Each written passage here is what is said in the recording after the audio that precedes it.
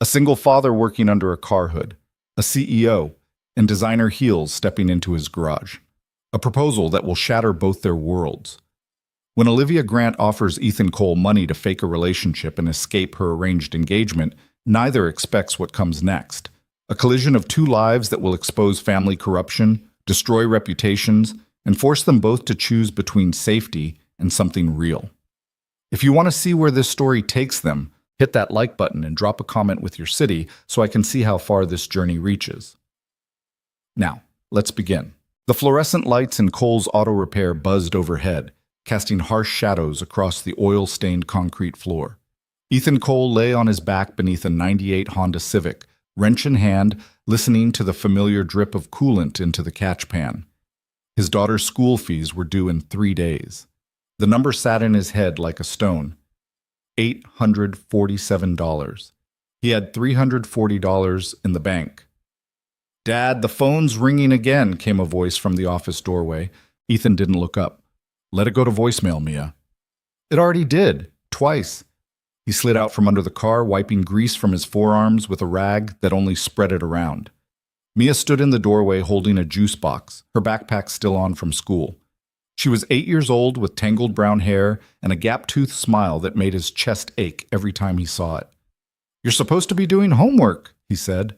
"I finished my math. Mrs. Patterson says I'm getting better at fractions." "That's my girl." He pushed himself to his feet, joints cracking. 32 wasn't old, but some days his body disagreed. "Go grab a snack. I'll check the phone in a minute." Mia disappeared into the small office that doubled as their break room. Ethan looked around the garage. 2 bays, both occupied, both jobs paying barely enough to cover parts and labor.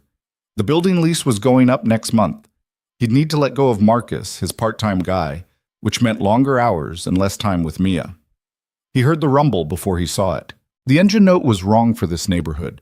Too smooth, too expensive. Ethan stepped out into the late afternoon sunlight just as a black Mercedes S-Class pulled into his lot, looking as out of place as a diamond in a toolbox. The door opened and a woman stepped out. Everything about her was precise. Tailored gray suit that probably cost more than his monthly rent. Dark hair pulled back in a way that suggested control. Heels that clicked against the asphalt with the confidence of someone who'd never second-guessed a decision in her life. She couldn't have been much older than him, early 30s maybe, but she carried herself like she'd already lived 3 lifetimes. She stopped a few feet away, looking at the garage with an expression Ethan couldn't quite read. "Are you Ethan Cole?" she asked. "Depends on who's asking." "Olivia Grant." She said it like he should recognize the name. When he didn't react, something flickered across her face, surprise maybe, or relief. "I need your help." "If it's about the Mercedes, I can take a look, but I'm booked through Friday. There's a dealership on Morrison that..." "It's not about the car." She glanced over her shoulder at the street, then back at him. "Can we talk somewhere private?" Ethan studied her. People like this didn't walk into places like his garage asking for help. They sent assistants. They made appointments. They certainly didn't look nervous. "Office is through there," he said, pointing. She followed him past the Civic, her heels echoing off the concrete. Mia looked up from her homework when they entered, eyes going wide at the stranger. "Mia, why don't you go next door and see if Mr. Chen has any of those spring rolls left?" "But I just had a..." "Take $5 from the register." Mia's face lit up. She grabbed the money and was gone in seconds, the door swinging shut behind her. Olivia Grant stood in the middle of the small office, looking at the cluttered desk, the coffee maker with its cracked pot, the calendar from 2023 still hanging on the wall because Ethan kept forgetting to take it down. "You wanted to talk," Ethan said. She turned to face him, and for the first time since she'd arrived, he saw past the polished exterior. She looked exhausted. Not physically. Her makeup was perfect, her posture straight, but something in her eyes suggested she hadn't really slept in days. "I need to hire you," she said. "For what?" "To be my boyfriend." Ethan blinked. "What?" "Not actually. Fake it. For a weekend." She said it matter-of-factly, like she was ordering coffee. "I'll pay you $50,000. The number hit him like cold water. 50,000. That was Mia's school for the next 3 years. That was the garage lease covered. That was breathing room he hadn't had since Rachel died. "Lady, I don't know what kind of..." I'm being forced into an engagement, Olivia said, cutting him off. My family has arranged everything. The ceremony is this weekend at my mother's estate. If I show up alone, I'll be married off to a business partner by Monday. But if I show up with someone, anyone, it buys me time, creates doubt, gives me leverage to fight back. Why me? Because you're not part of that world. You won't care about the money they wave around or the connections they offer. You won't be impressed by the name or the reputation. And you look, she paused, choosing her words, real, ordinary, exactly the kind of choice that would infuriate my mother. Ordinary, great. I didn't mean it as an insult. Sure sounded like one. Ethan crossed his arms. You want me to show up at some fancy party, pretend to be your boyfriend, and piss off your family so you don't have to marry some guy you don't like? That about right? Essentially, yes. And you think throwing money at a stranger is going to solve your problem? Her jaw tightened. I think I'm out of options. I've tried reasoning with them. I've tried legal routes. I've tried everything except the one thing that might actually work. Showing them I won't be controlled. By hiring someone to play pretend. By making a choice they can't undo. Ethan shook his head. I've got a daughter. I can't just disappear for a weekend to play house with someone I don't know. Bring her. Absolutely not. Then I'll arrange care. I'll pay for it.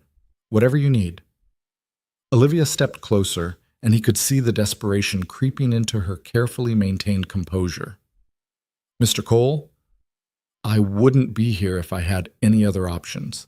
I've spent the last 3 days trying to find someone who would do this and not sell me out to the press or use it as blackmail later. You're my last attempt before I run out of time. How'd you even find me? I asked my driver where he'd take his car if it broke down in this neighborhood. He said here. Said you were honest. She pulled out her phone, opened a banking app, and turned the screen toward him. 25,000 now, 25,000 after. All I need is one weekend. Ethan looked at the number on the screen. It was real. This whole insane situation was actually real. I need to think about it, he said. You have until tomorrow morning. After that, I'm out of time. She pulled a business card from her jacket pocket and set it on his desk. Olivia Grant, CEO, Grant Industries. He recognized the name now. Tech company, government contracts, something about defense systems, way above his pay grade. Call me before 9 a.m., she said, or don't. Either way, thank you for listening. She walked out without another word. Ethan stood there holding the business card, listening to the Mercedes engine fade into the distance. Mia came back 10 minutes later with a container of spring rolls and a fortune cookie. Who was that lady? She asked. Someone with a problem. Are you going to help her? Ethan looked at his daughter, at her worn sneakers and the backpack with the broken zipper he kept meaning to replace, at the life he'd built for her that was always one emergency away from falling apart. I don't know yet, kiddo. That night, after Mia was asleep, Ethan sat at the kitchen table with a beer and Olivia Grant's business card. His phone was next to it, screen dark. $50,000. He tried to imagine that kind of money, tried to picture what it would feel like to not worry about every bill, every expense, every unexpected cost that could tank their lives. But he also knew what his brother would say. Michael had always been the cautious one, the planner. He'd tell Ethan this was insane. That people like Olivia Grant didn't just hand out money without strings attached, that getting involved with that world would only bring trouble. Michael wasn't here, though. He'd moved to Oregon 3 years ago for a job and barely called anymore. It was just Ethan and Mia now. It had been just them since Rachel's car accident when Mia was 4. Ethan picked up the phone. The call connected on the second ring. Mr. Cole? Olivia's voice was clear, alert. She hadn't been sleeping either. I'll do it, Ethan said. But we set ground rules, clear boundaries, and you tell me exactly what I'm walking into. Agreed. Can you meet tomorrow? I'll send a car. I've got my own car. A pause. Of course. I'll text you the address. And Olivia? Yes? This thing you're trying to escape, is it going to put my daughter at risk? No, I promise you that. Because if it does, if anything happens, it won't. You have my word. Ethan ended the call and sat in the dark kitchen for a long time after that, wondering what he'd just agreed to. The address Olivia sent led to a high-rise downtown, all glass and steel, The kind of building Ethan had driven past 1,000 times without ever thinking about who actually worked inside. The lobby had marble floors and a security desk where he had to show ID before they'd let him near the elevators. Olivia's office was on the 23rd floor. Her assistant, a young guy in an expensive shirt, led him through a maze of cubicles and conference rooms before depositing him in a space that was more window than wall. The city sprawled out below, tiny cars and people moving like pieces on a game board. Olivia stood when he entered. She looked different without the suit jacket, more human somehow. White blouse, dark slacks, her hair down instead of pulled back. "You came," she said. "Told you I would." She gestured to the chair across from her desk. Ethan sat. There was a folder waiting for him, thick with papers. "I had my attorney draw up a contract," Olivia said. "It outlines everything: payment terms, confidentiality clauses, expectations for the weekend. You should have a lawyer review it before signing." "I don't have a lawyer." "I can recommend—" "Just tell me what it says." Olivia opened the folder and walked him through it. The terms were straightforward enough. He'd accompany her to her family's estate this weekend for her engagement announcement. He'd pose as her boyfriend. He'd stay through Sunday evening. In exchange, he'd receive $50,000, half up front, half after. "The confidentiality clause means you can't talk about this to anyone," Olivia said. "No press, no social media, no friends. It's binding for 5 years. And if I break it, you'd owe triple the payment amount in damages." She looked at him steadily. "I'm not trying to trap you, Mr. Cole. I'm trying to protect both of us. What we're doing is unconventional. If it gets out before I've dealt with my family situation, it could be used against me." "What exactly is your family situation?" Olivia leaned back in her chair. "My father built Grant Industries from nothing. When he died 4 years ago, he left control of the company to my mother and the board of directors. I'm CEO in title, but every major decision goes through them. They've been pushing me toward a merger with Consolidated Defense for the last 2 years. The easiest way to make that happen is to marry me off to Andrew Blackwood, their executive vice president. And you don't want to marry him. I don't want to be a business transaction." Her voice was quiet but fierce. "I've spent my entire life being molded into what they wanted. The right schools, the right internships, the right public image. I thought running the company would finally give me some autonomy. Instead, it just made me more valuable as an asset." Ethan studied her. "You could just say no." "I've tried. They've made it clear that if I refuse the engagement, they'll remove me as CEO and install someone more cooperative. Everything I've worked for, gone. So I started looking for alternatives. Legal challenges, board allies, anything. But it all takes time, and time is the one thing they're not giving me."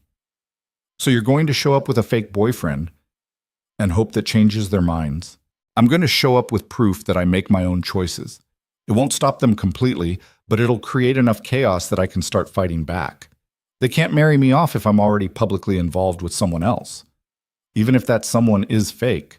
They don't need to know that. Not yet." Ethan looked down at the contract. $50,000.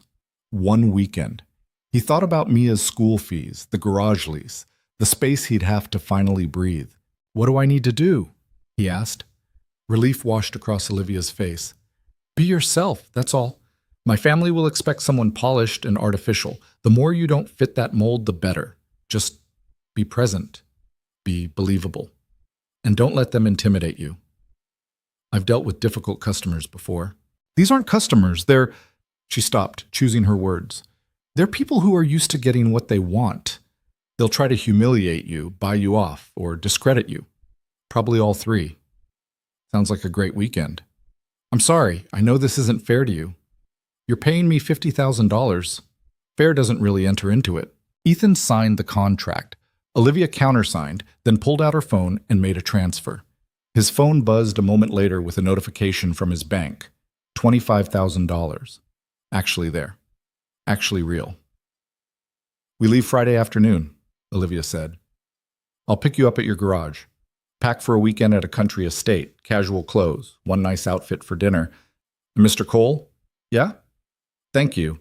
I know you're doing this for the money, but thank you anyway." The next 2 days passed in a blur of preparation. Ethan arranged for Mia to stay with his neighbor, Mrs. Patterson, a retired teacher who sometimes watched her when he had evening jobs. He packed a duffel bag with the only nice clothes he owned, khakis and a button-down he'd bought for Rachel's funeral. He tried not to think too hard about what he was actually doing. Friday came too fast. Olivia arrived at 2 p.m. in a different car this time, a sleek black SUV with tinted windows. She was dressed down in jeans and a sweater, her hair loose, looking almost like a normal person except for the designer sunglasses and the way she moved with unconscious grace. Mia watched from the garage doorway as Ethan loaded his bag into the back. "Who's she?" Mia whispered. "A client. I'm helping her with something this weekend." "Is she nice?" Ethan looked at Olivia, who was checking her phone with a small frown. "I think so. I don't really know yet." "Be careful, Dad." He kissed the top of her head. "Always am." The drive took them out of the city and into wine country, rolling hills covered in vineyards, estates hidden behind stone walls and iron gates. They didn't talk much. Olivia made several phone calls, her voice sharp and professional, handling crises Ethan didn't understand. He watched the scenery change and tried to imagine what kind of people lived out here. After nearly 2 hours, they turned onto a private road. The gate opened automatically. The driveway stretched for half a mile before the house came into view. House was the wrong word. Estate was barely adequate. It was a sprawling manor that looked like it had been transplanted from the English countryside. 3 stories of gray stone, manicured gardens, a fountain in the circular drive.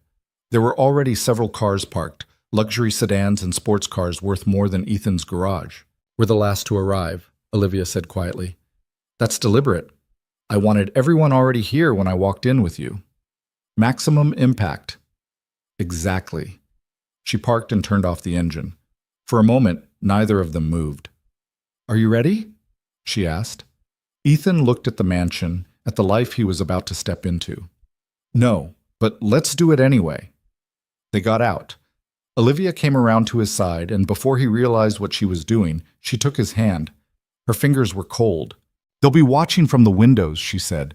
"We need to look convincing." "Right." Her hand tightened on his. "And Ethan? Whatever happens in there, whatever they say, don't let them make you feel small. You're not." Before he could respond, the front door opened. A woman stood in the entrance, 50-something, perfectly styled, wearing the kind of elegant dress that whispered old money. Her eyes swept over Ethan with the precision of a laser, cataloging everything about him in 2 seconds flat. Her smile was warm and utterly empty. "Darling," she said to Olivia, "you're here." "Hello, Mother." Catherine Grant, Ethan had seen her photo in the business section enough times to recognize her, stepped forward and kissed the air near Olivia's cheeks. Then she turned her attention to Ethan. "And you must be—" She let the sentence hang. "Ethan Cole," he said, extending his hand. Catherine looked at his hand like it was something interesting she'd found on the bottom of her shoe. After a pause, just long enough to be insulting, she shook it. "How interesting," she said. "Olivia didn't mention she was bringing anyone. Do come in. Everyone's gathered in the east parlor." She turned and walked inside. Olivia squeezed Ethan's hand once more, then followed her mother. Ethan took a breath and stepped through the door. The interior was exactly what he'd expected. High ceilings, crystal chandeliers, oil paintings that were probably worth more than he'd make in 10 lifetimes. Catherine led them through a hallway and into a large room where about 20 people stood in small clusters, all holding wine glasses and making the kind of conversation that sounded pleasant but meant nothing. Every head turned when they entered. Olivia kept her chin up, her hand still in Ethan's. "Everyone, I'd like you to meet Ethan Cole, my boyfriend."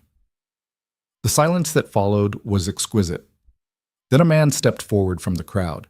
He was Ethan's age, maybe a bit older, wearing a suit that fit like it had been made for him specifically. His smile was friendly, but his eyes were cold. "Olivia," he said smoothly, "this is unexpected." "Andrew?" Olivia's voice was perfectly neutral. "I'm sure it is." Andrew Blackwood, it had to be him, turned his attention to Ethan. "Ethan Cole, interesting name. What is it you do, Ethan?" "I fix cars." "Cars, how practical." Andrew's smile widened. "I apologize. I don't think we've met in our usual circles. What firm are you with?" "I'm not with a firm. I own a garage." The shift in the room was subtle but unmistakable. Expressions changed. People leaned closer to their neighbors, whispering. Catherine's face might as well have been carved from ice. A garage, Andrew repeated. How did you and Olivia meet? She brought her car in for service, Ethan said evenly. We got to talking. It wasn't technically a lie. Olivia had driven to his garage. They had talked. Andrew laughed, a practice sound that didn't reach his eyes. How wonderfully romantic. A CEO and a mechanic. It's very modern. Andrew, Olivia said quietly. Don't. I'm not doing anything, darling, just getting to know your friend here. He stepped closer to Ethan, lowering his voice. Between you and me, Ethan, I have to admire your confidence. Walking into a room like this with people like us. Most men would be terrified. I don't scare easy, Ethan said. Clearly. Andrew's eyes flicked to Olivia, then back. Just a word of advice, from one man to another. Olivia's world is complicated. Lots of moving parts, lots of expectations. Sometimes people get caught in the machinery if they don't understand how it works. Is that a threat? It's a courtesy. Andrew smiled again. Enjoy the weekend, Ethan. I'm sure it will be memorable. He walked away, leaving Ethan standing with Olivia in the middle of a room full of strangers who were all watching them like specimens under glass.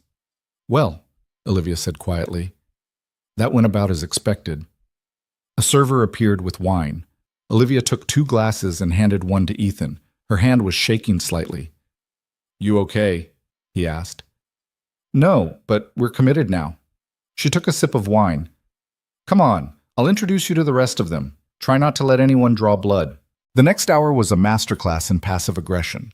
Olivia led him from group to group, introducing him to relatives and family friends and business associates who all smiled and asked polite questions while their eyes judged everything about him. Where he went to school, what his family did, how he and Olivia really met. Each question was a small knife, carefully placed. Ethan answered truthfully and simply. He'd gone to community college for a year before dropping out to work. His father had been a plumber. He and Olivia met through work. He didn't elaborate, didn't justify, didn't apologize. He could feel Olivia's tension beside him with each answer, but he refused to play their game. Catherine appeared periodically to steer them toward particular people, always the wealthiest, the most connected, the ones whose disdain was most refined.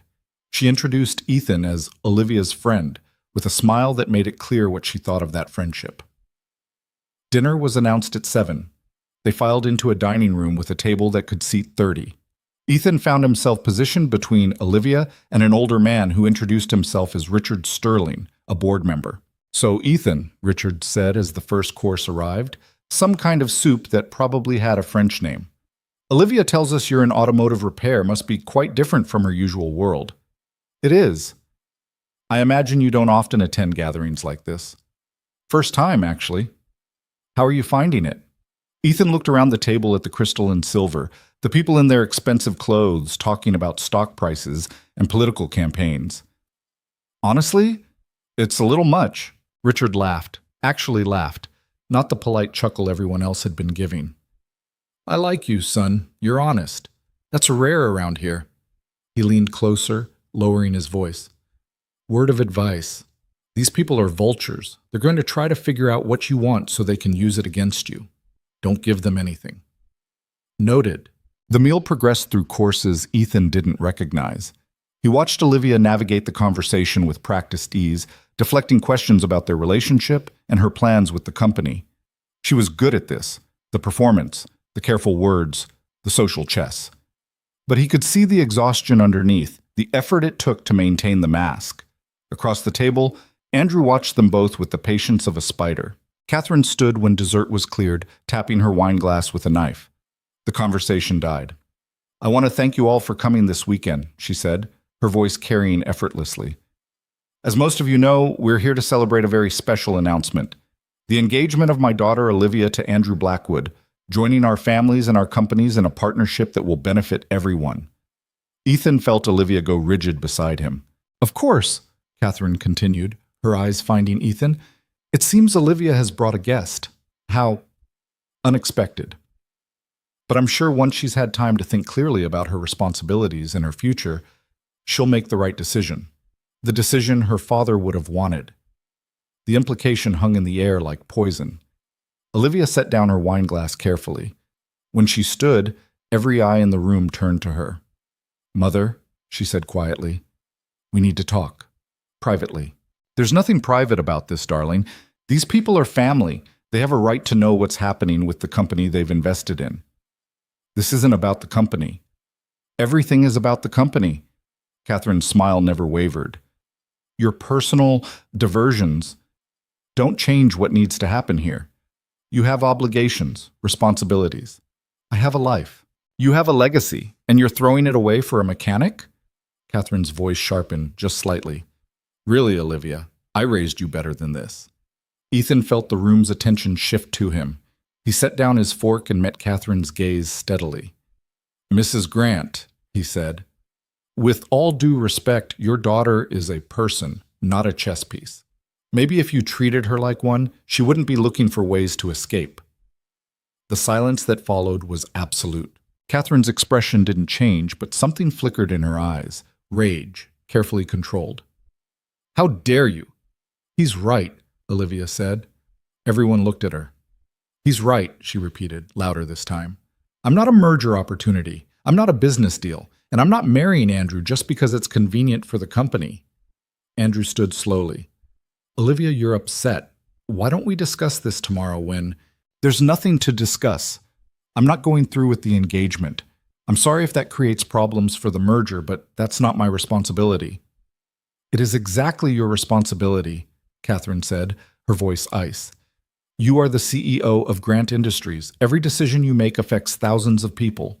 You don't get to be selfish." "Choosing my own life isn't selfish. It is when it costs everyone else theirs." The argument escalated, voices rising. Other people started interjecting, board members defending Catherine, relatives trying to mediate, Andrew attempting to calm things down while looking increasingly angry himself. Ethan sat in the middle of it all, watching Olivia fight a battle she'd probably been fighting her entire life. Finally, Catherine raised her hand for silence. When she spoke again, her voice was deadly calm. "Olivia, if you walk away from Andrew, if you embarrass this family in front of our business partners and our friends, there will be consequences. The board will vote. You will be removed. And everything you've built will be given to someone who understands the meaning of responsibility." "Then let them vote," Olivia said. She grabbed Ethan's hand and walked out of the dining room. They made it to the entrance hall before she stopped, breathing hard. Ethan could see her hands shaking.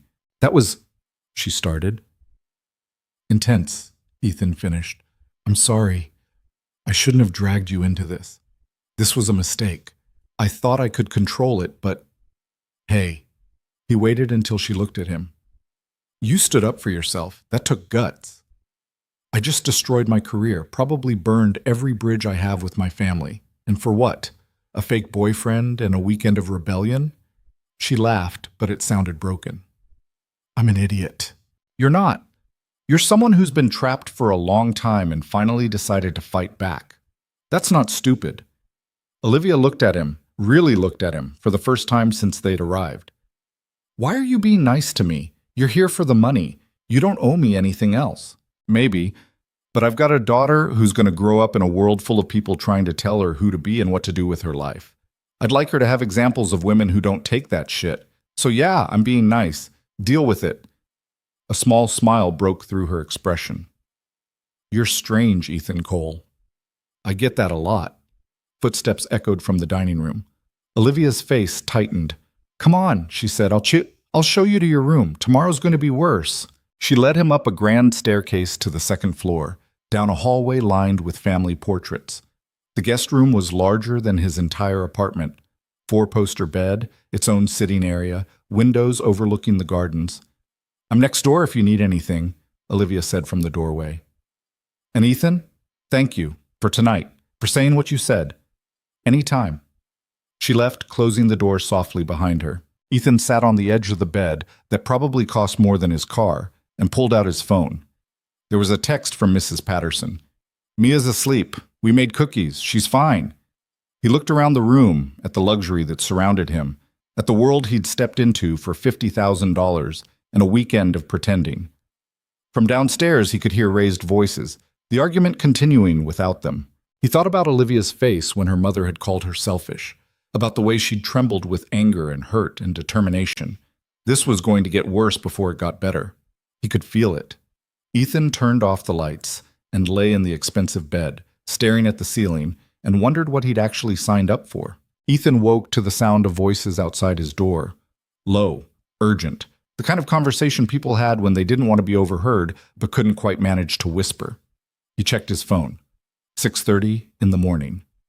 Through the window, fog hung over the gardens like something out of a period drama. He got dressed and opened the door carefully. The hallway was empty, but the voices continued from somewhere downstairs. He followed them.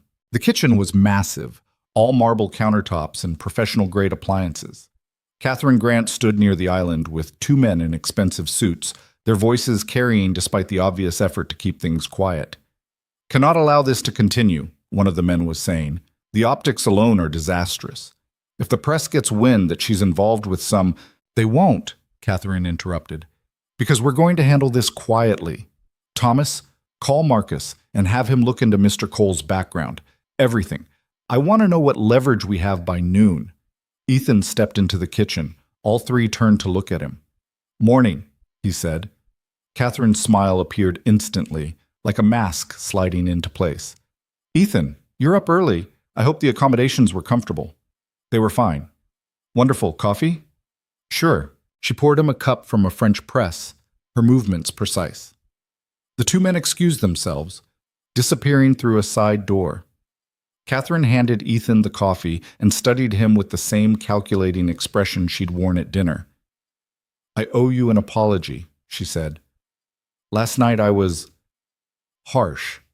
This weekend has been stressful for everyone, and I let my emotions get the better of me." Ethan sipped the coffee. It was excellent. "Okay, I want you to understand something, Ethan. I don't dislike you. I don't even know you. What I dislike is the situation my daughter has put us all in. Olivia is brilliant, driven, everything I could have hoped for, but she's also impulsive. She makes decisions based on emotion rather than logic. Sometimes emotion is logic." Catherine's smile tightened. "A romantic notion, but in the business world, emotion is a liability. Olivia has responsibilities to this family, to the company, to the thousands of employees who depend on Grant Industries for their livelihoods. Her personal desires, however valid they may seem to her, cannot take precedence over those obligations. Even if those obligations are making her miserable, happiness is a luxury, not a right. Olivia will realize that eventually." "That's pretty bleak." "It's realistic." Catherine set down her own coffee cup. "Let me be direct with you, Ethan. I know why you're here. Olivia paid you. I don't blame you for taking the money. I'd probably do the same in your position. But this little arrangement can't continue. It's damaging to everyone involved. I signed a contract." "Contracts can be renegotiated." She pulled out her phone, tapped something, and turned the screen toward him. "I'm prepared to offer you $100,000 to end this charade today. Tell Olivia it's not working out, get in your car, and go home. You'll still keep whatever she's already paid you. Consider it a bonus for your trouble." Ethan looked at the number. 100,000. Enough to buy the garage building outright. Enough to set up a college fund for Mia. Enough to change their lives completely. "That's a lot of money," he said. "It's a fraction of what this stunt is costing us. Andrew's people are already making noise about pulling out of the merger. The stock price dropped 2 points yesterday after rumors started circulating. Every hour this continues, more damage is done. To the company. To everyone, including Olivia. She may not see it now, but she's destroying her future." Catherine's voice softened, becoming almost gentle. "I'm trying to protect my daughter, Ethan. From herself, if necessary. Surely you can understand that impulse. You have a child of your own, don't you?" The shift was subtle but unmistakable. The hidden threat wrapped in concern. They'd already started digging into his background.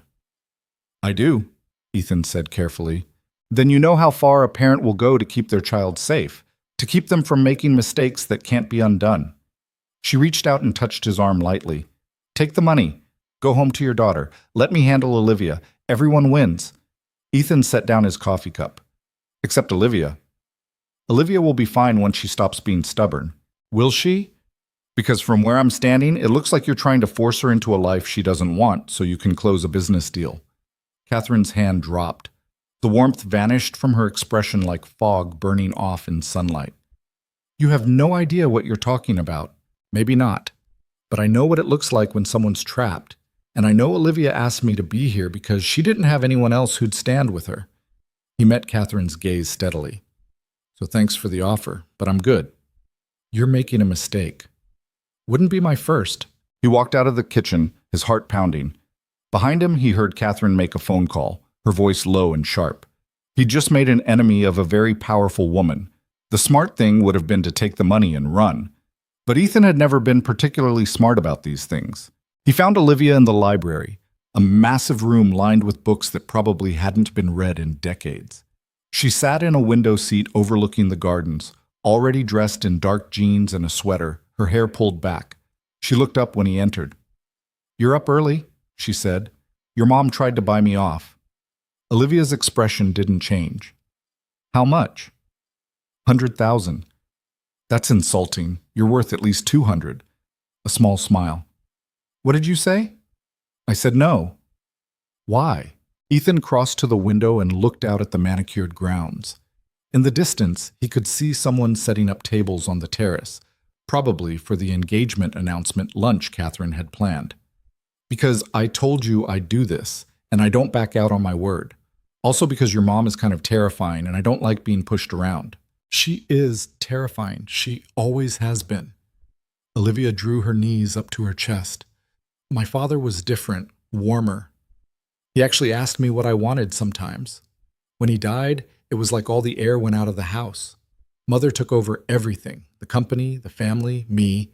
I thought if I worked hard enough, proved myself enough, she'd eventually see me as something other than an asset to be managed. But that's all I've ever been to her." "That's not true." "It is. Last night proved it. She doesn't care that I'm unhappy. She cares that I'm inconvenient." Ethan sat down across from her. "So, what do you want to do?" "I don't know. Part of me wants to walk out right now, get in the car, and never come back. But the other part knows that if I do that, I lose everything. The company my father built, the work I've put in, my entire identity." She looked at him.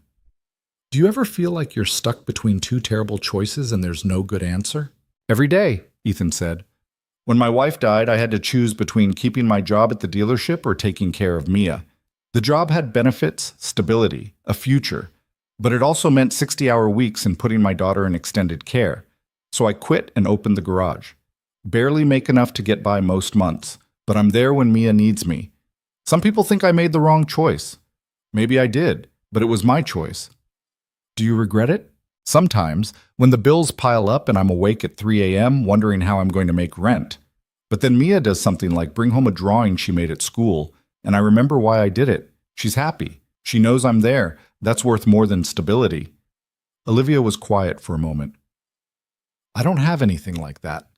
No daughter waiting for me. No clear reason to walk away from all this except that I'm tired of being controlled." "That's reason enough." "Is it? What if I'm just being selfish? What if Mother's right, and I'm putting my personal feelings ahead of people's jobs and livelihoods?" "You're not responsible for other people's choices," Ethan said. "Your mother chose to tie the company's future to this merger. The board chose to go along with it. Andrew chose to participate in this arranged marriage situation. Those are their decisions. You're just choosing not to be the sacrifice that makes it all work." "That sounds nice, but the real world doesn't work that way." "Sure it does. You're just scared." Olivia's eyes flashed. "Of course I'm scared. I'm about to lose everything." "No, you're about to choose something different. There's a difference." Before she could respond, the library door opened. Andrew Blackwood stepped in, looking polished even at 7 in the morning. His smile was pleasant, but his eyes were hard. "Olivia, Ethan. Hope I'm not interrupting." "You are," Olivia said. "I'll be quick then." Andrew crossed to them, hands in his pockets. "I wanted to apologize for last night. Things got heated. I said some things I shouldn't have. I'm sorry." "Okay." "I also wanted to talk about where we go from here, privately, if possible." He glanced at Ethan. "Anything you want to say to me, you can say in front of Ethan," Olivia said. Andrew's jaw tightened slightly. "Fine. Olivia, this whole situation is a disaster. You know that. The merger talks have stalled. Your mother is furious. The board is talking about calling an emergency meeting. And for what? To prove a point? To prove I'm a person, not a commodity. No one thinks you're a commodity, but you're also not just any person. You're the CEO of a major corporation. Your decisions affect thousands of people. You can't just throw a tantrum because you don't like the way things are going. A tantrum? Olivia stood up, her voice dangerously quiet. You think this is a tantrum? I think you're acting impulsively. I think you're letting emotion cloud your judgment, and I think you're making a massive mistake that you're going to regret. Andrew's voice hardened. We had an agreement, Olivia. Our families, our companies. This merger was supposed to be the next evolution for both organizations. Backing out now doesn't just hurt the deal. It makes you look unstable, unreliable.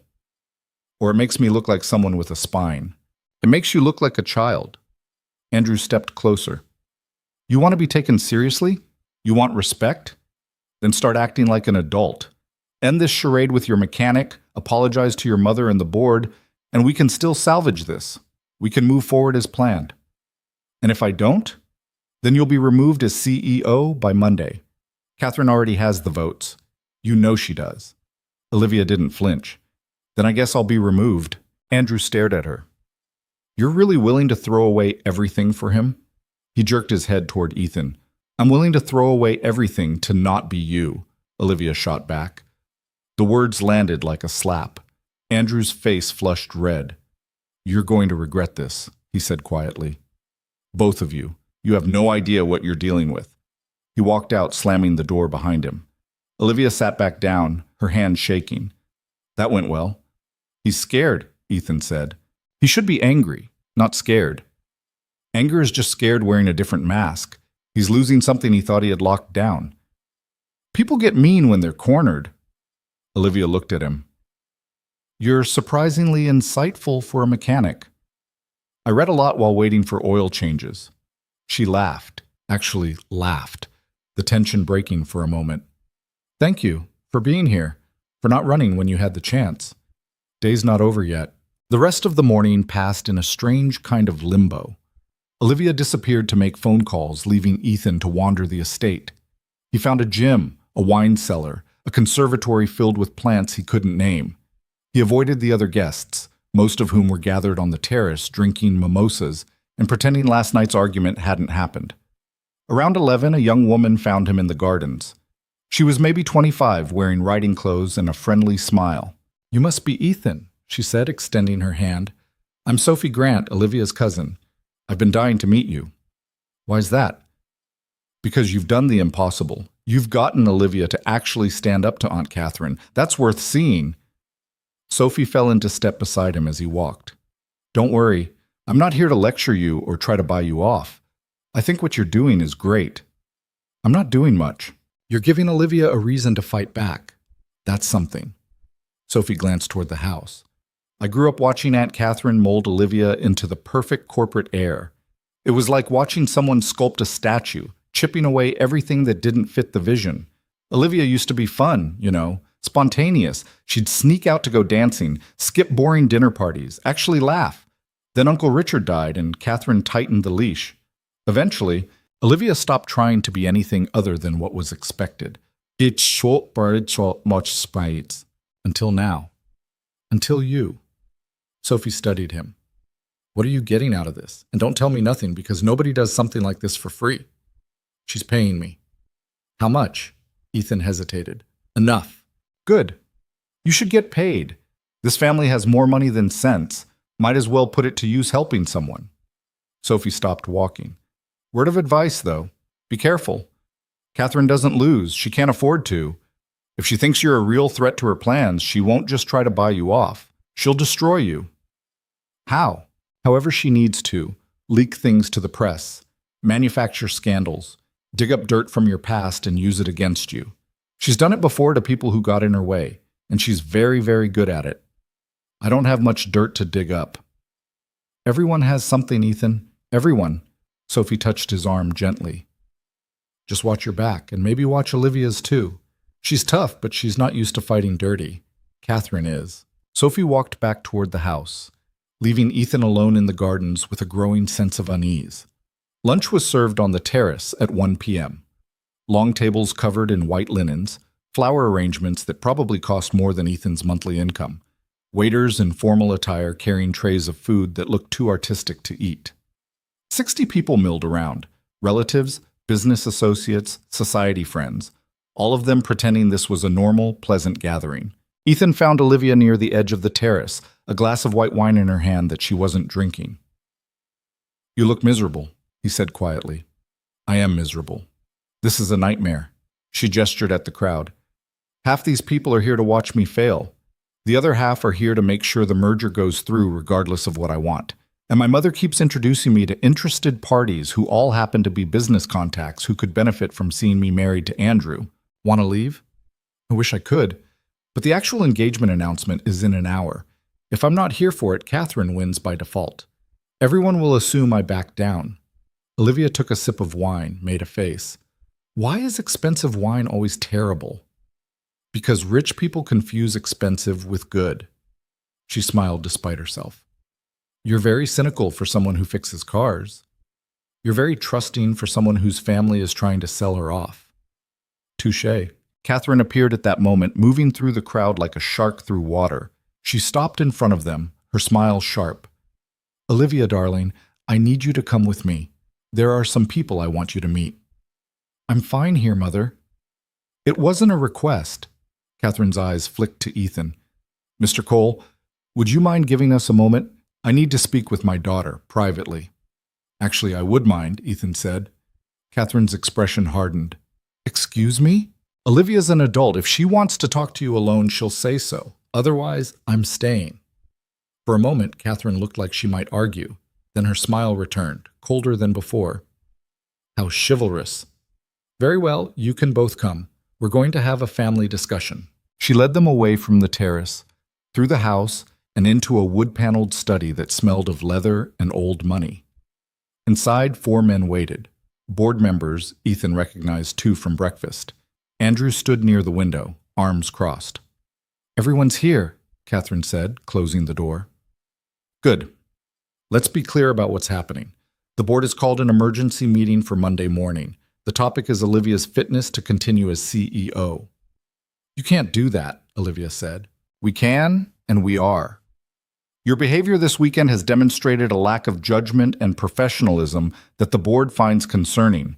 Combined with your declining performance metrics over the past quarter and your unwillingness to move forward with strategically important partnerships, there's ample cause for review." Declining performance metrics? The company grew 15% last quarter. In revenue, yes. But margins are down. Innovation pipeline is stagnant. And most importantly, you failed to secure the consolidated defense merger that would position us for the next decade of growth. Catherine's voice was calm, matter of fact. "The board has lost confidence in your leadership." One of the men, Thomas, the one from the kitchen, stepped forward. "Olivia, we don't want to do this. We all have tremendous respect for what you've accomplished. But the company must come first, always. If you're not willing to make the necessary sacrifices, we need leadership, that is." "Sacrifices," Olivia repeated. "You mean marrying Andrew. I mean doing what's best for Grant Industries. And what's best is selling me off like property." "No one is selling you off," Andrew said quietly. "This is a partnership, a merger of equals. Your family's company and mine working together. It makes sense on every level, strategic, financial, operational. The personal aspect is just a bonus. A bonus you negotiated with my mother without consulting me. Because we knew you'd be emotional about it. We were trying to protect you from having to make a difficult choice. By taking away my choice entirely," Catherine cut in before Andrew could respond. "Enough. This isn't a debate. Here are the facts. The board votes Monday. You will be removed unless you demonstrate a willingness to prioritize the company's interests. That means ending this ridiculous performance with Mr. Cole and moving forward with the engagement as planned. And if I refuse, then you'll be voted out, effective immediately. Andrew will be installed as interim CEO while we search for permanent replacement. You'll retain a board seat and your stock, but you'll have no operational authority. Is that what you want?" Olivia looked around the room at the faces watching her, men who'd worked with her father, who'd watched her grow up, who'd claimed to support her. None of them met her eyes. "You're all cowards," she said softly. "We're realists," Thomas said. Business isn't about feelings, Olivia. It's about results. And right now, your feelings are getting in the way of results. Ethan had stayed quiet through the whole exchange, watching the way they circled Olivia like wolves. But something in Thomas's tone, the casual dismissal, the condescension, finally broke through his restraint. "Can I ask a question?" he said. Everyone turned to look at him. "Mr. Cole, this doesn't concern you," Catherine said. "Sure it does. You're talking about Olivia like she's a problem to be solved instead of a person. I'm curious why none of you seem to think that's an issue." "Because it's not personal," Thomas said impatiently. "It's business." "Right, business. Which means what? You can treat people however you want as long as there's money involved? It means we make difficult decisions for the greater good." "Whose greater good? Because from where I'm standing, this seems pretty good for all of you and pretty terrible for Olivia." Andrew laughed, sharp and humorless. "You really have no idea how this works, do you? This isn't some garage where you can just follow your gut and hope things work out. This is a billion-dollar company with thousands of employees depending on us to make smart choices. Olivia's personal happiness doesn't outweigh their livelihoods." "Maybe it should," Ethan said. "That's naive. It's human." "This is a waste of time," Catherine said coldly. "Olivia, what's your answer? Are you going to be reasonable, or are we moving forward with the vote?" Olivia looked at her mother, then at the board members, then at Andrew. Her face was pale but composed. "I need time to think." "You have until the announcement at 3, Catherine said. "Either you stand beside Andrew and confirm the engagement, or you stand alone and lose everything. Choose wisely." She walked out. The board members followed, leaving just Ethan, Olivia, and Andrew in the study. Andrew moved toward Olivia, his expression softening. "Liv, please. This doesn't have to be a war. We can make this work. I know you're angry, but in time—" "Don't," Olivia said quietly. "Don't pretend this is about me and you. This is about the company. It's always been about the company." "That's not fair, isn't it? When was the last time you asked me what I wanted, what I needed? When did you ever see me as anything other than a stepping stone to more power?" Andrew's face hardened. "I've been nothing but patient with you, understanding. I've given you space, time, everything you asked for. And this is how you repay me? By humiliating me in front of everyone with some nobody you hired off the street? Get out," Olivia said. "We're not done talking about this." "Yes, we are. Get out before I have you thrown out." Andrew stared at her for a long moment, then turned and left without another word. Olivia sank into one of the leather chairs, her head in her hands. Ethan sat down across from her and waited. "I can't do this," she said finally. "I thought I could, but I can't. They're going to take everything." "So let them." She looked up. "What?" "Let them take it. The company, the position, all of it. Walk away." "That's easy for you to say. You're not the one losing everything you've worked for." "No, I'm just the guy who already lost it. When Rachel died, I lost my job, my savings, my whole plan for the future. I had to start over from nothing with a kid depending on me. And you know what?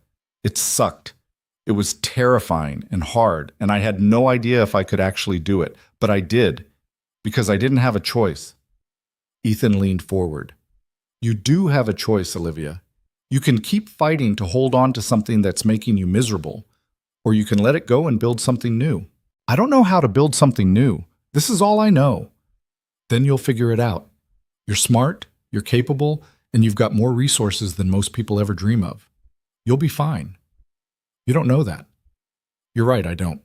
But I know that staying in a situation that's destroying you isn't sustainable. Eventually something's going to break. Better to control how it happens than let them do it to you." Olivia was quiet for a long time. Outside, voices drifted in from the terrace. Laughter, conversation, the sound of people enjoying a party that was really an execution waiting to happen. "If I walk away," she said slowly, "I'll have nothing. No job, no purpose, no identity. Everything I've built will be gone." "You'll have yourself. That's not nothing." "It feels like nothing, only because they've spent your whole life telling you it is. But it's not. You're not just a CEO or a grant or a merger opportunity. You're a person who deserves to make her own choices. That's worth something." Olivia looked at him with an expression he couldn't quite read. "Why do you care? You barely know me. You're here for the money. You don't owe me this." Maybe I'm tired of watching people get pushed around by bullies in expensive suits. Or maybe I just don't like your mother. Ethan stood up. Either way, you've got about 2 hours before you have to make a choice. I suggest you figure out what you actually want, not what they've told you to want. He left her there and walked back out to the terrace, where the party was still going, oblivious to the war being waged inside. The terrace had filled with more guests by the time Ethan returned. Someone had set up a small stage near the garden entrance, complete with a microphone and sound system. White chairs arranged in neat rows faced it. This wasn't just a casual announcement, it was a performance, carefully orchestrated. Ethan found a spot near the back, away from the clusters of people making small talk. A waiter offered him champagne. He took it, but didn't drink. His phone buzzed. A text from Mrs. Patterson with a photo of Mia covered in flour, grinning. They'd been baking again. He stared at the picture, at his daughter's joy, and felt the weight of what he'd gotten himself into. "You look like you're contemplating running," Sophie said, appearing beside him. "Thought crossed my mind. Can't say I'd blame you. This is about to get ugly." She nodded toward the house. "Aunt Catherine's been on the phone for the last hour. She's calling in favors, making promises, probably threatening people. When she gets like this, nothing stops her." "What happens if Olivia doesn't go along with it?" "They'll destroy her. Not physically, but professionally, socially. They'll make sure everyone in their circle knows she's unstable, unreliable, a liability. Within 6 months, she won't be able to get a job at a startup, much less another CEO position. That's how this world works. You're either in or you're out, and once you're out, you stay out." "That's pretty sick." "That's power. People who have it will do anything to keep it." Sophie looked at him. "You really care about her, don't you? I barely know her." "That's not what I asked." Ethan watched the crowd. "I care about people not getting crushed by systems designed to control them, whether that's Olivia or anyone else. You're either very noble or very stupid. Probably both." At 2:45, Catherine emerged from the house. She'd changed into a pale blue dress that probably cost more than Ethan's car, her hair perfect, her makeup flawless. She moved through the crowd like a queen, greeting guests, smiling, playing the gracious host. No one watching would have guessed she'd spent the last hour orchestrating her daughter's public humiliation. Andrew appeared next, looking composed in a dark suit. He found Catherine, exchanged a few quiet words, then took up a position near the stage. His eyes scanned the crowd, stopped on Ethan. The look he gave was pure contempt. 3:00 came. No Olivia. Catherine checked her watch, her smile never faltering. A few guests started murmuring. Andrew shifted his weight, uncomfortable for the first time since Ethan had met him. 5 after 3. Still no Olivia. Catherine's smile began to tighten at the edges. She whispered something to one of the staff members, who hurried into the house.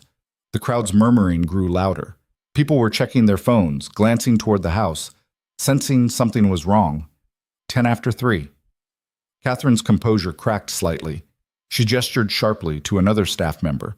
More whispers, more concerned looks. Ethan felt his chest tighten. Had Olivia left? Just walked away without telling anyone? Part of him hoped she had. The other part knew what that would cost her. At 3:15, Olivia appeared. She walked out of the house alone, wearing the same jeans and sweater from earlier. No dress, no makeup adjustment, no performance. Just herself. The crowd went quiet as she crossed the terrace, her footsteps steady despite the way her hands shook slightly at her sides. Catherine intercepted her before she reached the stage. "Where have you been?" Catherine hissed, quiet enough that only those nearby could hear. "You're 15 minutes late. Everyone's waiting." "I know."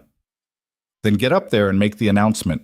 Andrew's ready. Just say what we discussed and this will all be over." "No." The word was quiet but absolute. Catherine's face went very still. "Olivia, do not do this. I'm not announcing an engagement, Mother. I'm not marrying Andrew, and I'm not letting you control my life anymore. If you walk up on that stage and embarrass this family, you'll remove me as CEO. I know you've made that very clear." Olivia's voice was steady now, stronger. "So do it. Call your vote. Install Andrew or whoever else you want. But I'm done playing along." Catherine grabbed her arm. "You ungrateful child. Do you have any idea what your father sacrificed to build this company? What I've sacrificed to keep it going? And you're throwing it away for what? A mechanic?" Some fantasy about freedom? I'm throwing it away because it was never mine to begin with. You've been running it through me for 4 years, pretending I had control while making every real decision yourself. Well, congratulations, Mother. Now you can stop pretending. Olivia pulled her arm free and walked toward the stage. Catherine stood frozen, her face pale with rage. Andrew started forward, but one look from Catherine stopped him. Olivia stepped up to the microphone, every eye on the terrace locked onto her. She took a breath, and when she spoke, her voice carried clearly. Thank you all for coming this weekend. I know you're here expecting an announcement about my engagement to Andrew Blackwood and the merger between Grant Industries and Consolidated Defense. She paused. That announcement isn't going to happen. A ripple of shock went through the crowd. People leaned forward. Phones appeared, cameras already recording. Instead, I want to be clear about something. I will not be marrying Andrew. I will not be facilitating this merger. And I will not be allowing my personal life to be dictated by business interests anymore. Olivia's hands gripped the sides of the podium. For the last 4 years, I've tried to be the CEO my mother and the board wanted me to be. I've made decisions based on what was good for the company, not what was good for me. I've sacrificed relationships, health, any semblance of a personal life, all in service of Grant Industries. And I'm done. Olivia, stop this, Catherine called out, her voice sharp. Olivia ignored her. My mother and the board have made it clear that if I don't comply with their wishes, I'll be removed as CEO. So I'm making this easy for everyone. I resign, effective immediately. The crowd erupted. People were standing now, talking over each other. Catherine pushed through toward the stage. Andrew looked like he'd been slapped. Furthermore, Olivia continued, her voice rising above the noise, I'm calling for an independent audit of Grant Industries' financial practices over the last 3 years. Specifically, I'm requesting investigation into several contracts that were approved without proper oversight and payments made to offshore accounts that I was repeatedly told not to question. Catherine reached the stage. You have no authority to call for anything. You just resigned. I'm still a major shareholder, and as a shareholder, I have every right to request an audit if I suspect financial irregularities. Olivia looked directly at her mother. Which I do. There are no irregularities. You're making wild accusations because you're emotional and irrational. Am I?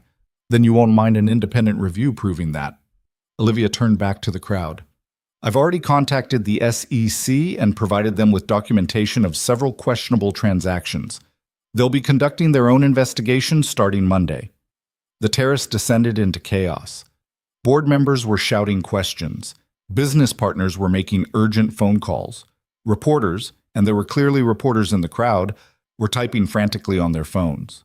Catherine's face had gone from pale to red. She climbed onto the stage, ignoring the microphone, and confronted Olivia directly. How dare you, she said, her voice shaking with rage. How dare you accuse me of corruption? I've given everything to this company. Everything. While you've been playing CEO, I've been making the difficult decisions, handling the problems you were too naive or too weak to deal with. Like funneling money to dummy corporations? Like approving contracts with vendors who kicked back payments to accounts you control? Like using company resources to pay for personal expenses and hiding it under legitimate business costs? You have no proof of any of that. I have 3 years of financial records that say otherwise. Records you thought I wasn't paying attention to because you kept me so busy playing figurehead. Olivia's voice was cold now, surgical. I've been reviewing them for the last 6 months, Mother. Every transaction, every approval, every payment. And I've found enough irregularities to keep investigators busy for years. You're lying. Am I? Then let's have the audit. Let's bring in outside investigators and let them examine everything. If you're innocent, you have nothing to worry about. Catherine's hand shot out and slapped Olivia across the face. The crack of it echoed across the silent terrace. Olivia's head snapped to the side. For a moment, no one moved. Then Ethan was pushing through the crowd, climbing onto the stage. He stepped between them, facing Catherine. That's enough, he said quietly. This is family business. You have no right. I have every right. Someone needs to tell you that what you're doing is wrong. Not just bad business or poor judgment. Wrong. You're trying to control your daughter's entire life because you're so desperate to maintain power that you've forgotten she's a human being. Catherine's eyes blazed. You know nothing about my family, nothing about what we've built or what it takes to maintain it. You're a nobody who wandered in here for money, and now you think you understand our world. You don't. Maybe not. But I understand when someone's being abused, and that's what this is. You've been emotionally manipulating and controlling Olivia her entire life, and now that she's finally fighting back, you're panicking because you're losing your grip. Get off my property. Gladly. Ethan turned to Olivia. You coming? She touched her face where Catherine had hit her, her eyes wet, but her expression set. Yes. They walked off the stage together. The crowd parted as they moved through, everyone staring but no one speaking. Catherine stood alone at the microphone, her face a mask of rage and something else, something that looked almost like fear. Andrew blocked their path near the garden entrance. You've made a serious mistake, Olivia, he said. Both of you. You think this is over? It's just beginning. Catherine will come after you with everything she has. The company, the lawyers, the media. She'll destroy you. Let her try, Olivia said. And you, Andrew turned to Ethan. You think you're a hero? You just helped her blow up her life. When she's broke and unemployable and realizes what she's lost, she's going to blame you for it. Maybe. Or maybe she'll thank me for helping her get out before you people destroyed her completely. Andrew's smile was thin and sharp. We'll see. He stepped aside. Ethan and Olivia walked past him, through the gardens, around the side of the house to where the cars were parked. Olivia's hands were shaking so badly she couldn't get her keys out of her pocket. Ethan took them gently and unlocked the SUV. They got in. Olivia sat in the passenger seat, staring straight ahead. Ethan started the engine and drove down the long driveway, past the iron gates that swung open automatically, onto the main road. They'd gone maybe 5 miles before Olivia spoke. I just destroyed my entire life. Yeah, you did. The audit. I don't know if there's actually enough evidence to prove anything. I might have just been bluffing. Were you? I don't know. Maybe. I found some things that looked suspicious, but I'm not a forensic accountant. It could be nothing. It could be legitimate business practices I just don't understand. She laughed, a broken sound. I just accused my mother of corruption in front of half the business elite of the state based on suspicions and incomplete information.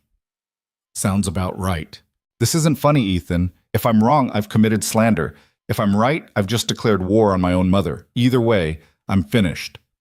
You're not finished. You're just starting over. Starting over as what? An unemployed executive with no references and a reputation for being unstable? Who's going to hire me after this? Who says you need to be hired? Start your own company. Consult. Do something completely different. You've got options. I don't have anything. I just walked away from everything I am. Ethan pulled the car over to the side of the road and turned to face her. Listen to me. You're not your job. You're not your mother's daughter or the Grant Industries CEO or any of the other labels people have stuck on you. You're Olivia, and whoever that is, she's enough. She's always been enough. You just forgot because everyone around you kept telling you otherwise. Olivia's face crumpled. She started crying, deep, wrenching sobs that shook her whole body. Ethan sat there, not touching her, just letting her break apart in the passenger seat of her own car on the side of a country road. It took a long time for the crying to stop. When it finally did, Olivia wiped her face with her sleeve and took a shaky breath. I don't know what to do now, she said quietly. Right now, we drive back to the city. You get some sleep. Tomorrow you figure out the next step. And the day after that, the next one. That's how this works. One step at a time. I don't even know what the next step is. Then we'll figure it out together. Olivia looked at him. Why are you helping me? The job's over. You don't have to stay. I know. So why? Ethan thought about how to answer that, about Mia and the life he'd built for her after losing Rachel, about knowing what it felt like to have everything fall apart and having to reconstruct yourself from the pieces, about seeing someone trapped and remembering that he'd once been trapped too. Because someone should, he said finally. And I'm here, so might as well be me. They sat there for another minute in silence. Then Ethan pulled back onto the road and drove them toward the city, toward whatever came next, while behind them the world Olivia had known burned to the ground. The drive took 2 hours. Olivia spent most of it on her phone, dealing with the aftermath. Her inbox was flooded, messages from board members, reporters, business contacts, even a few from relatives. She ignored most of them. She called her lawyer and told him to prepare for both the audit request and likely legal action from Catherine. She called her accountant and had him freeze her access to several company accounts before Catherine could lock her out. She could see her hands still shaking. When they reached the city, Olivia directed him to a high-rise in the financial district. Her apartment was on the 28th floor, all glass and modern furniture and the kind of sterile perfection that suggested no one actually lived there. "You want to come up?" she asked. "I should get home. Mia's probably driving Mrs. Patterson crazy by now." "Right, of course." Olivia unbuckled her seatbelt but didn't move. "Ethan, I owe you the rest of your payment. Let me transfer it now." "You don't have to." "Yes, I do. We had a deal. You held up your end even when things went sideways, especially when things went sideways." She pulled out her phone. "What's your account information?" He gave it to her. A moment later, his phone buzzed with the notification. $25,000. The second half of their agreement. "Thank you," Olivia said, "for everything. For standing with me when you didn't have to. For saying the things I couldn't say myself. For being honest when everyone else was lying." "You don't need to thank me." "I do. Because you're right. I was trapped. I've been trapped my whole life and didn't even realize it because the cage was comfortable. You helped me see that. Whatever happens next, that was worth it." She leaned over and kissed his cheek, quick and soft. Then she was out of the car and gone, disappearing into the building before Ethan could process what had just happened. He sat there for a moment, then drove home. Mrs. Patterson met him at the door, Mia asleep on her shoulder. "Long weekend?" she asked. "You could say that." "Everything go okay?" "Define okay." She smiled. "That kind of weekend." "Well, this one was an angel. We made cookies, watched movies, read about 6 books. She missed you, though. Kept asking when you'd be back." Ethan took Mia carefully, feeling her warm weight settle against him. "Thanks for watching her, Nora." "Anytime. You know that." After Mrs. Patterson left, Ethan carried Mia to her room and tucked her into bed. She stirred slightly, mumbled something about cookies, then fell back into deep sleep. He stood there watching her for a long moment, thinking about Olivia's world of contracts and mergers and family warfare, and his world of school fees and grocery shopping and bedtime stories. They were so far apart, those worlds. He'd crossed into hers for a weekend, but he didn't belong there. He never would. His phone rang. Unknown number. He answered it anyway. "Mr. Cole?" Catherine Grant's voice was ice. "We need to talk." "I don't think we do." "Oh, but we do. You see, I've spent the last few hours learning everything I can about you, your financial situation, your daughter's school, the garage you're barely managing to keep afloat. It's all very precarious." Ethan's chest tightened. "What do you want?" "I want you to understand something. What my daughter did today was a declaration of war. And in war, there are casualties. She's too emotional right now to think clearly, but you're pragmatic. You understand consequences. Get to the point. The point is that Olivia's accusations are going to trigger investigations that will cost millions in legal fees and damage the company's reputation. All because she's having a tantrum. I'm going to fight those investigations, and I'm going to win. And when I do, I'm going to make sure everyone who helped her regrets it. I didn't help her with the audit. I didn't even know about it. You helped her defy me. You encouraged this rebellion. That's enough." Catherine's voice was venomous now. "Here's what's going to happen. You're going to call Olivia tomorrow and tell her this was all a mistake. You're going to convince her to retract her statements, apologize to the board, and drop the audit request. If you do that, I'll consider this matter closed. And if I don't, then I'll make your life very difficult, Mr. Cole. I have resources you can't imagine. I can make sure your garage loses its lease. I can make sure no bank will give you a loan. I can even make sure Child Protective Services takes a very close look at whether you're providing adequate care for your daughter." She paused, letting that sink in. "You're a single father with limited income and a dangerous job. These things get reported all the time. Sometimes they're substantiated. Sometimes children end up in foster care while investigations proceed. It would be tragic." Ethan's hand clenched around the phone. "You wouldn't. Try me. I've protected my family and my company from bigger threats than you. I will do whatever is necessary." Her voice softened, becoming almost gentle. "I don't want to hurt you, Ethan. I don't want to hurt your daughter. But I will if you force my hand. All you have to do is convince Olivia to stand down. Tell her you made a mistake, that you can't support her in this. She'll listen to you, and then we can all move on. She'll know I'm lying. She'll be hurt, but she'll be alive. She'll still have resources, connections, a future. Keep pushing me, and I'll make sure she has nothing. Neither will you. Catherine's voice hardened again. You have 24 hours to decide. Help me end this quietly, or I'll end it loudly and you'll both suffer. Your choice. The line went dead. Ethan stood in Mia's doorway, watching his daughter sleep, and felt the walls closing in. He couldn't go back to Olivia and tell her to give up, not after watching her finally find the courage to stand up for herself. But he also couldn't risk Catherine following through on her threats. Mia was everything to him. If there was even a chance Catherine could take her away, his phone buzzed again. A text from Olivia. Thank you for today. I know this wasn't what you signed up for. I hope the payment helps with whatever you needed it for. Ethan stared at the message. $50,000 sat in his account now, enough to solve his immediate problems, enough to buy a little security. All he had to do was walk away, let Olivia fight her battles alone, and keep his head down. He thought about Catherine's voice on the phone, the casual cruelty of threatening a child to control her mother's behavior, the absolute certainty that she would win because she always won. He thought about Olivia's face when Catherine had slapped her, the years of manipulation and control that had led to that moment, the courage it had taken to finally say no. He thought about Mia growing up in a world where people like Catherine made the rules and everyone else just had to accept it. Then he texted back, "Don't retract anything. Stand your ground. I've got your back." The response came almost immediately. "Are you sure? This is going to get worse." "I'm sure. Let it get worse. We'll deal with it." Ethan put his phone away and went to check the locks on his doors. If Catherine wanted a fight, she'd get one. He just hoped he'd made the right choice. In the morning, everything exploded. The story had hit the news overnight. Grant Industries' CEO resigns amid family conflict ran one headline. Corporate scandal brewing at tech giant read another. By 7 a.m., reporters were calling Ethan's phone, numbers he didn't know they had.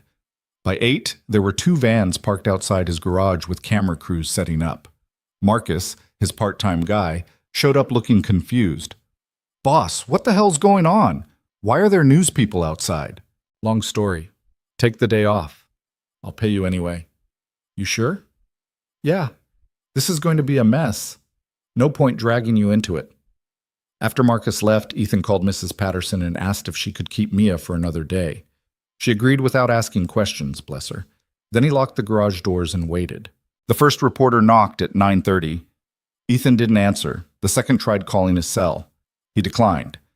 By noon, there were 5 news vans outside, and his phone had received 43 calls from unknown numbers. His phone finally rang with a number he recognized. Olivia. "Are you okay?" she asked immediately. "Define okay." "There are reporters camped outside my garage asking about our relationship." "I know, I'm so sorry. I didn't think they'd track you down this fast." "It's fine, I'm not talking to them anyway. How are you holding up?" "The SEC contacted me this morning. They're opening a preliminary inquiry based on the information I provided. My lawyer says that's good. It means they think there's enough substance to investigate. But Mother's already released a statement calling my accusations baseless and suggesting I'm having a mental health crisis." Of course she did. It gets better. The board called an emergency meeting for tomorrow to formally remove me and discuss legal action for defamation.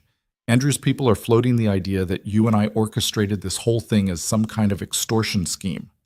That's creative. That's terrifying. Ethan, if they can make that stick, we could both face criminal charges. They won't make it stick. There's no evidence because it's not true. Evidence doesn't always matter when you're fighting people with unlimited resources. Olivia's voice cracked slightly. Maybe you should distance yourself from this. Put out a statement saying you were just hired help, that you didn't know anything about the family issues. It might protect you. No. Ethan, I said no. I told you I had your back and I meant it. Whatever comes next, we face it together. Olivia was quiet for a moment. Why are you doing this? You don't owe me anything. The job's done. You got paid. You could just walk away. Already had this conversation with myself. Decided walking away was the wrong move. Even if it costs you everything? I've lost everything before. Survived it then, I'll survive it now. You're either very brave or very stupid. Getting that a lot lately? Ethan looked out the window at the news vans. Listen, we need to be smart about this. They're going to try to control the narrative. We need to get ahead of it. How? You tell your story, all of it, not through lawyers or corporate statements. You, directly. Let people see what actually happened. My lawyer would kill me. Your lawyer wants you to stay quiet And let Catherine's legal team bury you in motions and delays. That's a losing strategy. You go public, you tell the truth, you make them respond to you instead of the other way around. That's risky. Everything's risky at this point. Might as well control some of it. Olivia thought about it. There's a reporter I know, Christina Meyer from the Chronicle. She's fair, doesn't sensationalize. If I was going to talk to anyone, it would be her. Then call her. Set it up.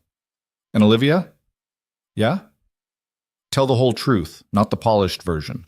The messy, complicated, human version. That's what people will connect with. After the call ended, Ethan sat in his quiet garage and wondered if he'd just given good advice or terrible advice. With Catherine Grant, it was hard to tell. She had money, power, connections, all the tools to destroy someone who got in her way. But she'd underestimated one thing. Olivia had finally stopped being afraid. And that, Ethan suspected, was going to change everything. The interview went live 48 hours later. Ethan watched it on his laptop in the garage office, the door locked against the reporters still lingering outside. Christina Meyer had done exactly what Olivia hoped, let her talk without interruption, asked hard questions without being cruel, and presented the whole story without editorial spin. Olivia sat across from Christina in what looked like a coffee shop, wearing jeans and a simple sweater. No corporate armor, no carefully styled hair, just her, looking tired and determined.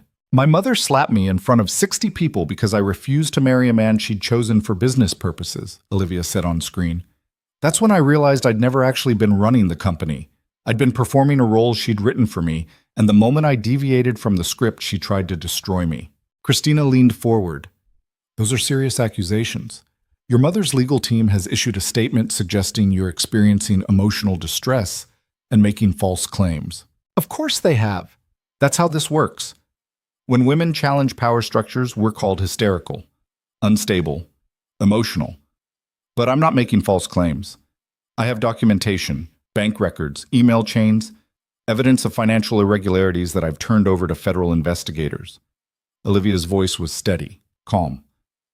I'm not doing this because I'm upset or having a breakdown. I'm doing it because it's the right thing to do, even if it costs me everything. And the mechanic? Ethan Cole. Your mother suggests he's manipulating you, taking advantage of your vulnerability. Olivia smiled for the first time in the interview. Ethan is the only person in my life who's treated me like a human being instead of an asset. He's been honest when everyone else was lying. He stood by me when he had every reason to walk away. If that's manipulation, I'll take it over the so-called support I got from my family. The interview continued for another 20 minutes. Olivia laid out everything, the arranged engagement, the board's threats, the financial irregularities she'd discovered, Catherine's attempts to buy Ethan's compliance. She named names. She provided specifics. She burned every bridge with clear eyes and steady hands. When it ended, Ethan's phone started ringing immediately. He ignored it. 10 minutes later, someone pounded on the garage door. Mr. Cole, this is Detective Sarah Martinez with the Fraud Division. We need to speak with you about your involvement with Olivia Grant and Grant Industries. Ethan opened the door. A woman in her 40s stood there with a badge and 2 uniformed officers behind her. The news crews captured everything. Am I under arrest? He asked. Not yet, but we have questions. You can answer them here or come downtown. Here's fine. They sat in his office, cramped and cluttered and smelling of motor oil. Detective Martinez opened a folder and pulled out several photographs. Bank transfers, phone records, a timeline someone had constructed showing his interactions with Olivia. Walk me through how you met Ms. Grant, Martinez said. Ethan told the truth. All of it. The proposal, the contract, the $50,000, the weekend at the estate. He left nothing out. Martinez took notes. So you were paid to pretend to be her boyfriend? Yes. And at any point during this arrangement, did Ms. Grant discuss corporate finances with you? Mention specific accounts or transactions? No, I didn't even know about the audit thing until she announced it publicly. She never involved me in any of that. But you encouraged her to defy her family. I encouraged her to stand up for herself. There's a difference. Martinez studied him. Mr. Cole, I'm going to be direct with you. Catherine Grant's legal team is building a case that you and her daughter conspired to extort money from Grant Industries. They're suggesting you manipulated a vulnerable woman into making false accusations so you could profit from the resulting chaos. That's insane. Is it? You're a man with serious financial problems. Your garage is barely breaking even. Your daughter's school fees are overdue. Then suddenly a wealthy CEO shows up offering you money, and within a week you're helping her destroy her family's company. Martinez leaned back. From the outside, it looks pretty suspicious. From the outside, a lot of things look different than they are. So help me understand the inside. Why are you still involved? You got paid. The job's done. Why not just walk away? Ethan met her gaze. Because Catherine Grant threatened my daughter, said she'd call CPS, make trouble, do whatever it took to force me to abandon Olivia. I don't respond well to threats, especially when they involve my kid. Martinez's expression shifted slightly. She threatened your child. Over the phone. Night after the engagement announcement fell apart. Told me I had 24 hours to convince Olivia to back down or she'd make my life hell. You have proof of this call? Phone records would show she called me, but no recording, if that's what you mean. Martinez made a note. That's useful. Threats against witnesses tend to make prosecutors interested. She closed her folder. Here's where we are. The SEC is investigating Ms. Grant's claims about financial irregularities.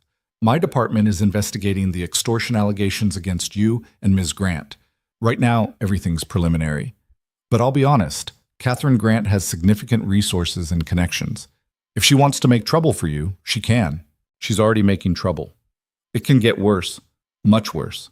Martinez stood. My advice? Get a lawyer. A good one. And keep your distance from Olivia Grant until this shakes out. Association with her is only going to make you look more complicit. After they left, Ethan sat alone in his office and tried to figure out how his life had gotten so completely derailed. A week ago, his biggest problem was making rent. Now he was caught in the middle of a corporate war with federal investigators asking questions and reporters camped outside. His phone rang. Olivia. The police were here, he said.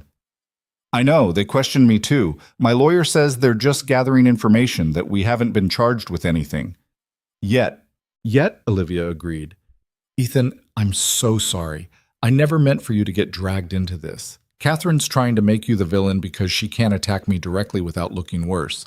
If you need to distance yourself, stop offering me ways out. I'm not taking them. But the police are doing their job. They'll investigate, they'll find nothing, and eventually this part will go away. What won't go away is Catherine trying to destroy you. How's that going, by the way? Olivia laughed, bitter and exhausted. Spectacularly. The board voted this morning to remove me from all positions, revoke my access to company systems, and pursue legal action for defamation and breach of fiduciary duty. My corporate credit cards are canceled. My company car's been repossessed. They're even trying to claw back my last 2 years of salary. Can they do that? With enough lawyers, they can try to do anything. Whether they'll succeed is another question. She paused.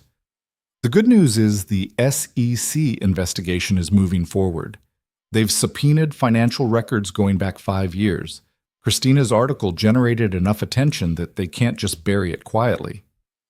So you're winning. I'm surviving. There's a difference. Ethan heard the exhaustion in her voice. Where are you staying? Still at your apartment? For now, though I'm pretty sure I'll lose it when they come after my assets. It's company-owned housing, technically. They've already sent notices that I need to vacate within 30 days. Come stay with me. The words were out before Ethan fully thought them through. Silence stretched on the other end of the line. What? Olivia said finally. You need a place to stay. I've got a spare room. It's not fancy, but it's safe, and Catherine's people won't think to look for you there. Ethan, I can't impose on you like that. You have a daughter, a life. You don't need me disrupting everything further. Everything's already disrupted. Might as well be disrupted together. He meant it as a joke, but it came out serious. Besides, if we're both targets, we're better off in the same place. Easier to watch each other's backs. I don't know. Think about it. Offer stands if you need it. 3 days later, Olivia showed up at his apartment with 2 suitcases and a cardboard box of personal items. She looked smaller somehow, less polished. Her hair was a ponytail. She wore yoga pants and an oversized sweatshirt. The corporate CEO was gone, replaced by someone who looked lost. Mia answered the door before Ethan could. "Hi," Mia said, staring up at Olivia with open curiosity. "Are you the lady from Dad's work?" "Sort of," Olivia said. "I'm Olivia." I'm Mia. Do you like cookies? Mrs. Patterson and I made some yesterday, but Dad says I can't eat them all myself. I love cookies. Mia grabbed Olivia's hand and pulled her inside, chattering about cookie flavors and whether chocolate chip or oatmeal raisin was superior. Ethan watched Olivia's face, the surprise, then something that looked like relief, as if she'd been expecting judgment and found acceptance instead. He showed her to the spare room, which was really just a glorified storage closet with a futon and a desk covered in Mia's art projects. "It's not much," he said. "It's perfect." Olivia set down her suitcases and looked around at the cramped space. "Thank you for letting me stay, for not giving up on me when everyone else did." "You didn't give up on yourself. That's the part that matters." Over the next week, they fell into an uneasy routine. Olivia spent most of her time on the phone with lawyers or reviewing documents for the SEC investigation. Ethan went back to work at the garage, though business had dropped off significantly. People were nervous about the media attention. Mia, oblivious to the larger drama, treated Olivia like an interesting new aunt who appeared at dinner and helped with homework. "Your daughter's amazing," Olivia said one night after Mia had gone to bed. They sat in Ethan's tiny living room, drinking cheap wine and watching the news coverage of the Grant Industries scandal. "She's so confident, so sure of herself. She's 8. Everything's simple when you're 8. I wish I'd been like that. I was always trying to be perfect, always aware of expectations." Olivia swirled her wine. "I don't think I was ever just a kid. I was always Catherine Grant's daughter, Richard Grant's heir, the future of the company. Never just Olivia." "It's not too late to figure out who that is." "Isn't it? I'm 30 years old, unemployed, possibly facing criminal charges. Everything I thought defined me is gone. I don't know who I am without it." "Then you get to decide. That's the scary part, but it's also the good part." Olivia looked at him. "How are you so calm about everything? Your life's been turned upside down too. Reporters following you, police questioning you, your business suffering, but you just keep going like it's all manageable." "It is manageable. I've been through worse." "When your wife died." "Yeah, that was a mess. I was working 60 hours a week at the dealership, trying to keep up with bills and take care of a 4-year-old who didn't understand why her mom wasn't coming home. I'd wake up every morning feeling like I was drowning. But I kept showing up, kept putting one foot in front of the other. Eventually, it got easier. Not good, exactly, but easier." Ethan took a sip of wine. "This thing with your family, it's bad, but it's not the worst thing that could happen. You're alive. You're safe. You're fighting back. That's more than a lot of people get. I envy your perspective. Give it time. You'll find your own." The breakthrough came 2 weeks later. Olivia was in the spare room when Ethan heard her shout. He ran in, ready for trouble, and found her staring at her laptop screen with an expression of shock. "What happened?" "The SEC found it. Everything I suspected but couldn't prove." She turned the laptop toward him. The screen showed an official letter on government letterhead. "Catherine's been running a shell company scheme for 3 years, funneling Grant Industries money into fake vendors, then transferring it to offshore accounts she controls. They've identified over $40 million in fraudulent transactions." $40 million? That's just what they found so far. They think it goes deeper. Olivia's hands were shaking. "She's been systematically stealing from the company while lecturing me about responsibility and duty. The entire time she was trying to force me into that merger, she was robbing us blind." "Does the board know?" "They're being briefed today, along with a recommendation for criminal charges." Olivia stood up, pacing the small room. "This changes everything. Catherine can't come after me for defamation if I was telling the truth. The board can't justify removing me if they were covering for her corruption. Everything she's done to me, every threat, every manipulation, it's about to come crashing down." But the vindication didn't feel the way Olivia thought it would. That night, While Mia slept and Ethan worked on fixing a carburetor at the kitchen table, Olivia sat across from him looking hollow. I thought I'd feel relieved, she said. Knowing I was right, knowing she'll face consequences, but I just feel empty. That's normal. Is it?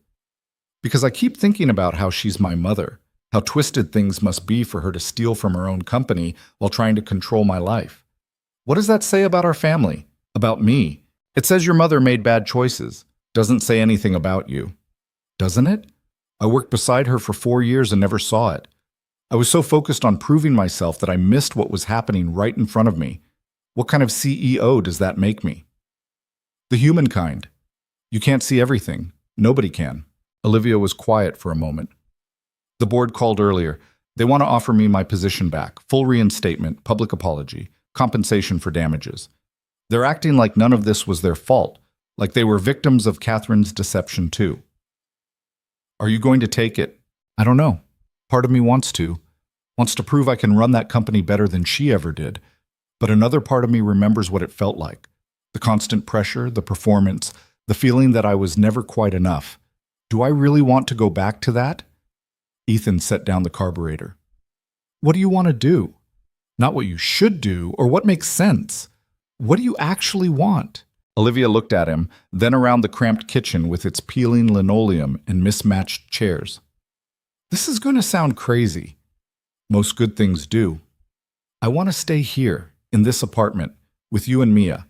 I want to wake up without a schedule and figure out what interests me instead of what's expected. I want to be someone other than Catherine Grant's daughter or the Grant Industries CEO. I just want to be Olivia, whoever that is. Then do it. It's not that simple. Sure it is. Tell the board no. Stay here until you figure out your next move. Take some time to just exist without all the pressure. I can't live off you indefinitely. You're barely making ends meet as it is. So get a job, something normal, waitressing or retail or whatever. Something that pays rent and doesn't require you to be anyone other than yourself. Olivia laughed. Can you imagine me waiting tables? Why not? You're smart, organized, good with people when you're not being a corporate robot. You'd probably be great at it. You're serious. Completely. You spent your whole life being groomed for something you didn't choose. Maybe it's time to choose something for yourself, even if it's small, even if it doesn't make sense to anyone else. Olivia stared at him. You really think I could do that? Just walk away from everything and start over? I know you could. Question is whether you want to. The answer came 3 days later when Olivia called the board and declined their offer. She released a statement through her lawyer saying she appreciated the opportunity, but felt the company needed new leadership unburdened by the family's history. She wished them well and asked for privacy as she pursued other interests. Catherine was arrested 2 days after that. The news showed footage of her being led out of the Grant estate in handcuffs, her face composed but her eyes furious.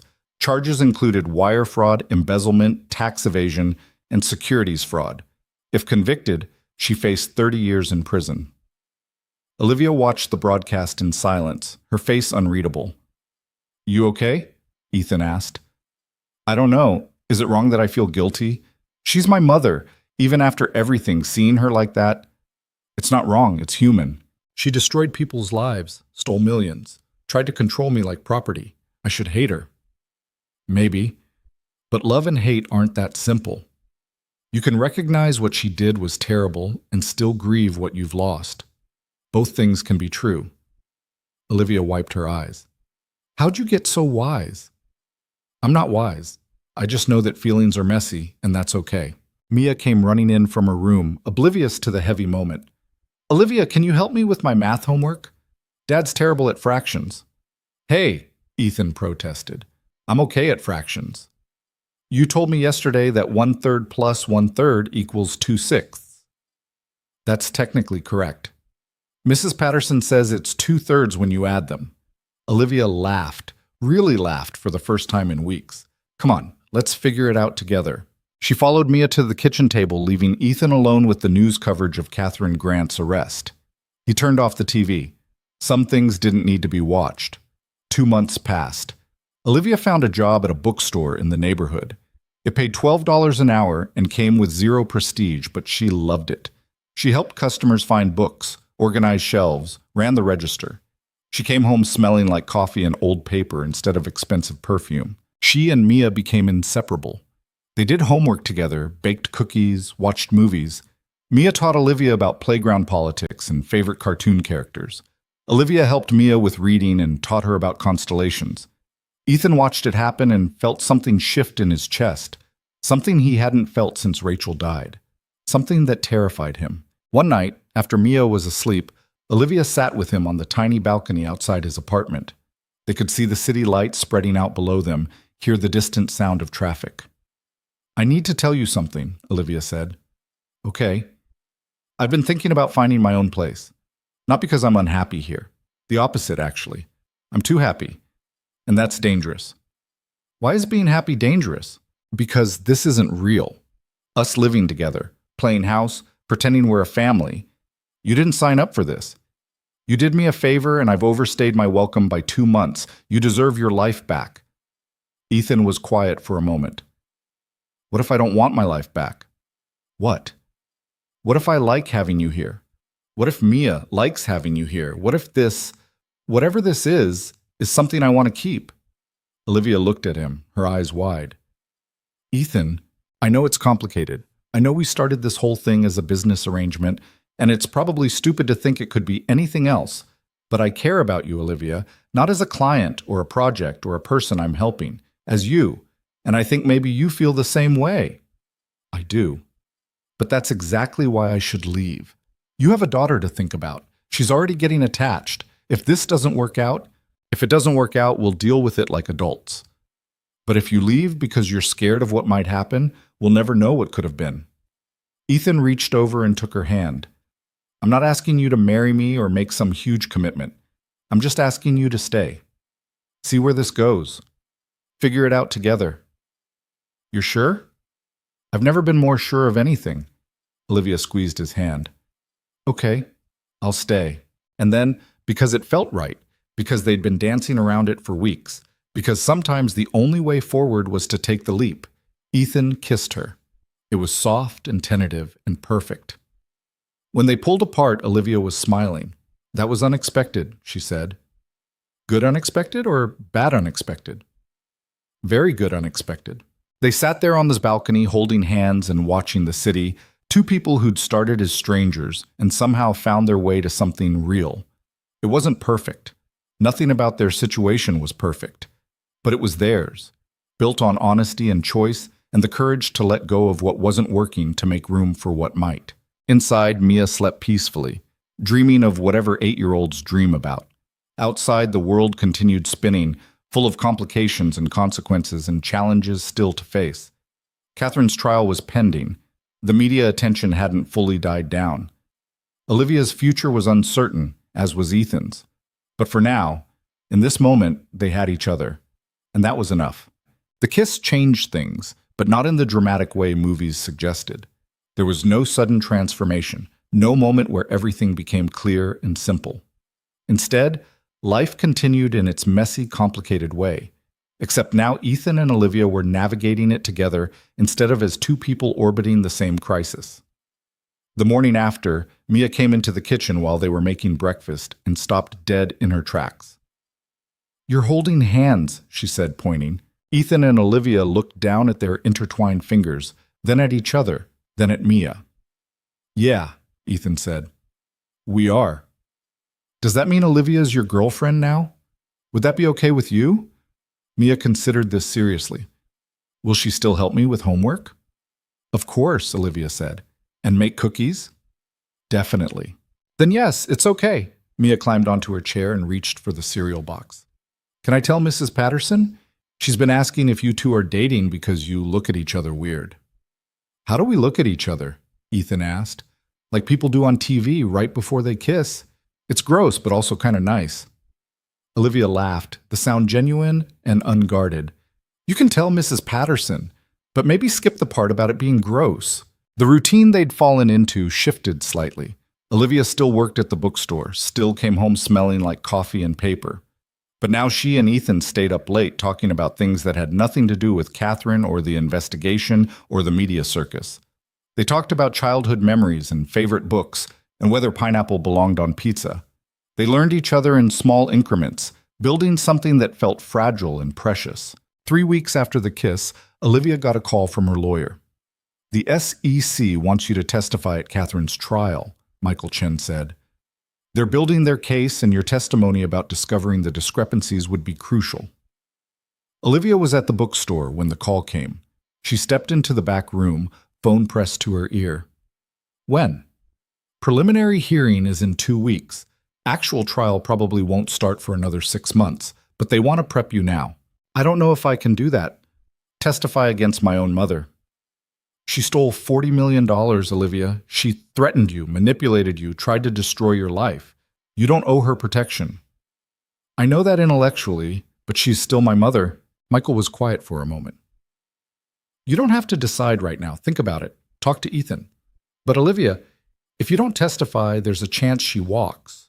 The financial evidence is strong, but your testimony about the family dynamics, the pressure to cover things up, the way she operated, that's what makes this a clear pattern of intentional fraud versus accounting errors." After the call ended, Olivia sat in the back room surrounded by boxes of new releases and tried to breathe through the panic rising in her chest.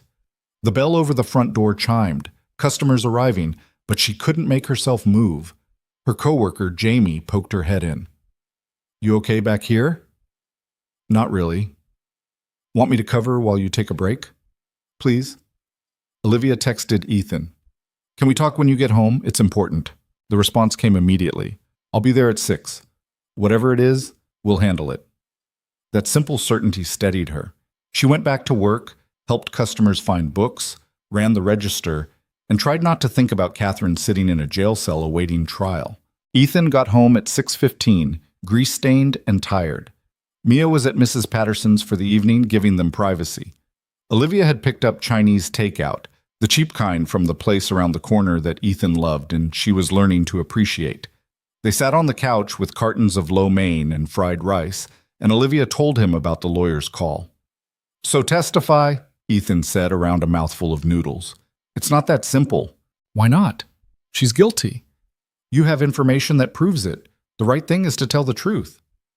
"The right thing is also not sending your mother to prison for 30 years. Ethan set down his food. "Liv, she did this to herself. You didn't make her steal that money. You didn't make her threaten people or manipulate her own daughter. She made those choices. The consequences are on her, not you. I know that, but knowing it and feeling it are different things." Olivia picked at her rice without eating. "What if I testify and she gets convicted and spends the rest of her life in prison? How do I live with that? How do you live with staying silent and letting her get away with it, with knowing that your silence helped a guilty person escape consequences?" Ethan reached over and took her hand. "There's no good answer here. Either choice is going to hurt, but one of them is honest and one isn't. You've spent the last few months learning how to be honest even when it costs you everything. Don't stop now." "You make it sound so simple." "It's not simple, it's just clear. Sometimes those are different things." Olivia leaned against him, feeling the solid warmth of his presence. "What if she never forgives me?" "Then she never forgives you, but at least you'll know you did the right thing." The decision came easier after that conversation, though it didn't come painlessly. Olivia called Michael Chen the next morning and agreed to testify. She spent the following week preparing with prosecutors, going over financial documents and timeline details, practicing how to stay calm under cross-examination. The preliminary hearing was held in a federal courthouse downtown.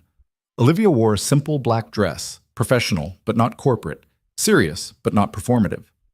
Ethan came with her, sitting in the gallery with his rough hands folded in his lap, a steady presence in a room full of lawyers and journalists. Catherine was already seated at the defense table when Olivia entered. She looked smaller somehow, diminished by the orange jumpsuit and lack of makeup. When their eyes met, Catherine's expression was pure venom. Olivia took the stand and swore to tell the truth. The prosecutor, a woman named Jennifer Park, walked her through the discovery process, how she'd first noticed discrepancies, what had made her suspicious, how she'd gathered evidence. Olivia answered carefully, sticking to facts, avoiding emotion. "And when you brought these concerns to your mother, what was her response?" Park asked. "She told me not to worry about it, said it was complex corporate structure that I didn't understand yet, that my father had set up certain arrangements before his death that were perfectly legal but required discretion." Did you believe her? At the time, yes. I wanted to believe her. She was my mother and the person running the company. I assumed she knew better than I did. When did that change? When she tried to force me into an arranged marriage to facilitate a merger. When she slapped me in public for refusing. When she threatened someone I cared about to maintain control. Olivia's voice remained steady. That's when I realized everything she'd told me about the company and about duty and about responsibility was really about maintaining her power. And if she was lying about that, she was probably lying about the finances too. Catherine's lawyer, a sharp-faced man named Richard Donnelly, stood for cross-examination. Miss Grant, isn't it true that you were removed as CEO for poor performance and erratic behavior? I was removed as CEO for refusing to marry Andrew Blackwood and facilitate the merger my mother wanted. And in retaliation for that removal, you made these accusations against your mother, correct? No. I made these accusations because I discovered evidence of fraud. Evidence you conveniently found right after being fired. Evidence I'd been compiling for months but didn't understand the full scope of until I had time to review it properly. Olivia met his gaze steadily. I didn't do this out of revenge, Mr. Donnelly. I did it because it was the truth. The cross-examination continued for another hour. Donnelly trying to paint Olivia as vindictive and unstable. Olivia calmly refuting each suggestion with facts. When it finally ended, she stepped down feeling exhausted but intact. Catherine was led out without looking at her daughter. Olivia watched her go and felt something break and reform inside her chest. Grief, maybe. Or acceptance. The understanding that some bridges, once burned, couldn't be rebuilt, and that was okay. Outside the courthouse, reporters swarmed them. Ethan put his arm around Olivia's shoulders and pushed through without stopping, ignoring the shouted questions. They made it to his truck and drove away while camera flashes lit up the windows. You did good in there, Ethan said. I testified against my own mother. You told the truth. That's different. Is it? Yeah, it is. They drove in silence for a while, the city passing by in a blur of lights and traffic. Finally, Olivia spoke. I don't regret it. I thought I would, but I don't. She did terrible things and she needs to face consequences. But I'm also exhausted, tired of fighting, tired of being angry, tired of carrying all this weight. So put it down. How? You just do. You decide you're done carrying it and you let it go. It'll try to come back, guilt and anger and all the rest. But each time it does, you let it go again. Eventually, it gets easier. Olivia looked at him. You're talking about Rachel. Yeah, it took me 2 years to stop being angry that she died. Angry at her for getting in the car that day, angry at the drunk driver who hit her, angry at myself for not being there. But eventually, I realized the anger wasn't bringing her back. It was just making me miserable and making Mia's life harder. So I let it go. Some days were easier than others, but I kept trying. Do you still miss her? Every day. But it's different now. It's not this sharp, overwhelming thing. It's just part of who I am, part of my story. Ethan glanced at her. Your mother's choices are part of your story too, but they don't have to define it. You get to decide what comes next. What came next was slow and unglamorous and surprisingly ordinary. Catherine's trial proceeded over the following months. Olivia testified twice more, each time feeling a little less conflicted and a little more certain. The evidence was overwhelming. The prosecutors had traced $47 million through shell companies and offshore accounts, all controlled by Catherine. The defense tried everything, claiming the transactions were legitimate business expenses, suggesting Olivia had fabricated evidence out of spite, even attempting to blame Richard Grant's ghost by suggesting he'd set up the system before his death. None of it worked. The jury deliberated for 6 hours and came back with guilty verdicts on all counts. Catherine was sentenced to 22 years in federal prison. She showed no emotion when the judge read the sentence, just sat straight-backed and silent. Olivia watched from the gallery and felt nothing but a deep, weary sadness. Grant Industries restructured under new leadership. The board issued formal apologies and settled with shareholders. Andrew Blackwood left Consolidated Defense and took a position in Europe, far from the scandal. The estate was sold to cover restitution payments. Through all of it, Olivia worked at the bookstore and lived in Ethan's spare room and built a life that had nothing to do with corporate power or family legacy. She started small, teaching herself to cook, taking a pottery class at the community center, joining Mia for parent-teacher conferences because Mia asked her to. She learned what it felt like to be anonymous, to move through the world without everyone knowing her name or her history. It was terrifying. It was also freeing. 6 months after Catherine's sentencing, Olivia got a job offer. A tech startup wanted her as a consultant. They'd help with strategy and corporate structure for a fraction of what she'd made as CEO. But it was interesting work with people who didn't care about her family drama. She almost said no. Almost decided to stay at the bookstore where things were safe and simple. But Ethan pushed her. "You're good at this stuff," he said. "Strategy, business, all of it. Just because your mother corrupted it doesn't mean you have to abandon it completely. Maybe you just do it differently, on your own terms." So she took the job. Part-time consulting that let her work from home, set her own hours, and actually enjoy the problem-solving aspects she'd always loved about business. She helped 3 startups in the first year and found genuine satisfaction in building things instead of maintaining empires. Money was tight sometimes.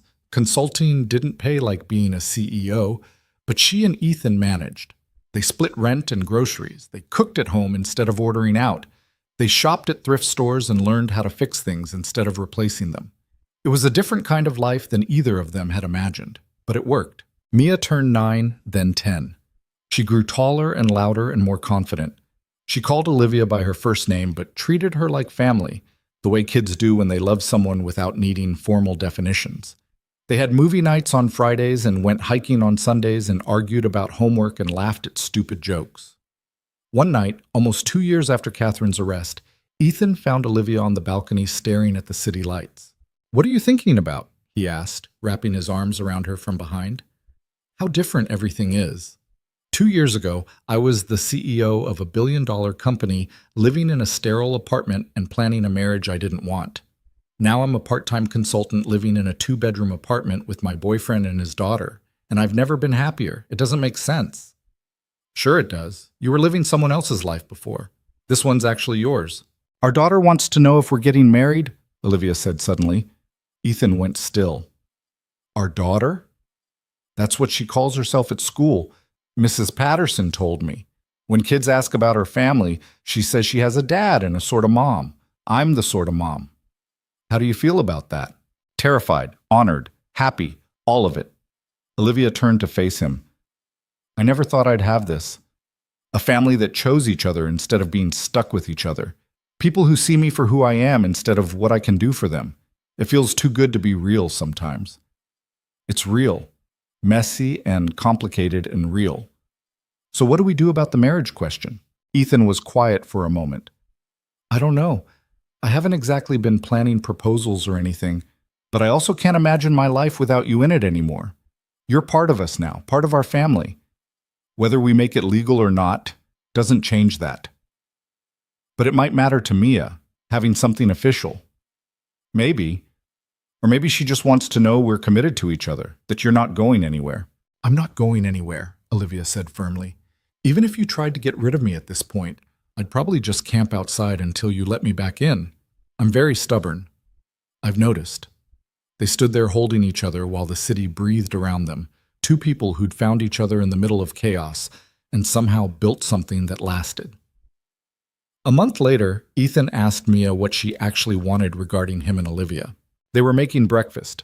Saturday morning pancakes had become a tradition. Mia was measuring flour while Ethan heated the griddle. "I just want to know she's staying," Mia said simply. "Kids at school have parents who break up and then one of them leaves. I don't want Olivia to leave." "She's not leaving, kiddo." "But how do I know for sure?" Ethan thought about how to answer that. "You don't, not completely. People can't promise forever because life is unpredictable. But we can promise to try, to work at it even when things are hard, and Olivia's pretty good at keeping promises." "So you're not getting married?" "I don't know. Would you want us to?" Mia considered this seriously. "Only if it means she's definitely staying. Otherwise it's just a party and I'd rather have ice cream." That conversation led to another one with Olivia that night.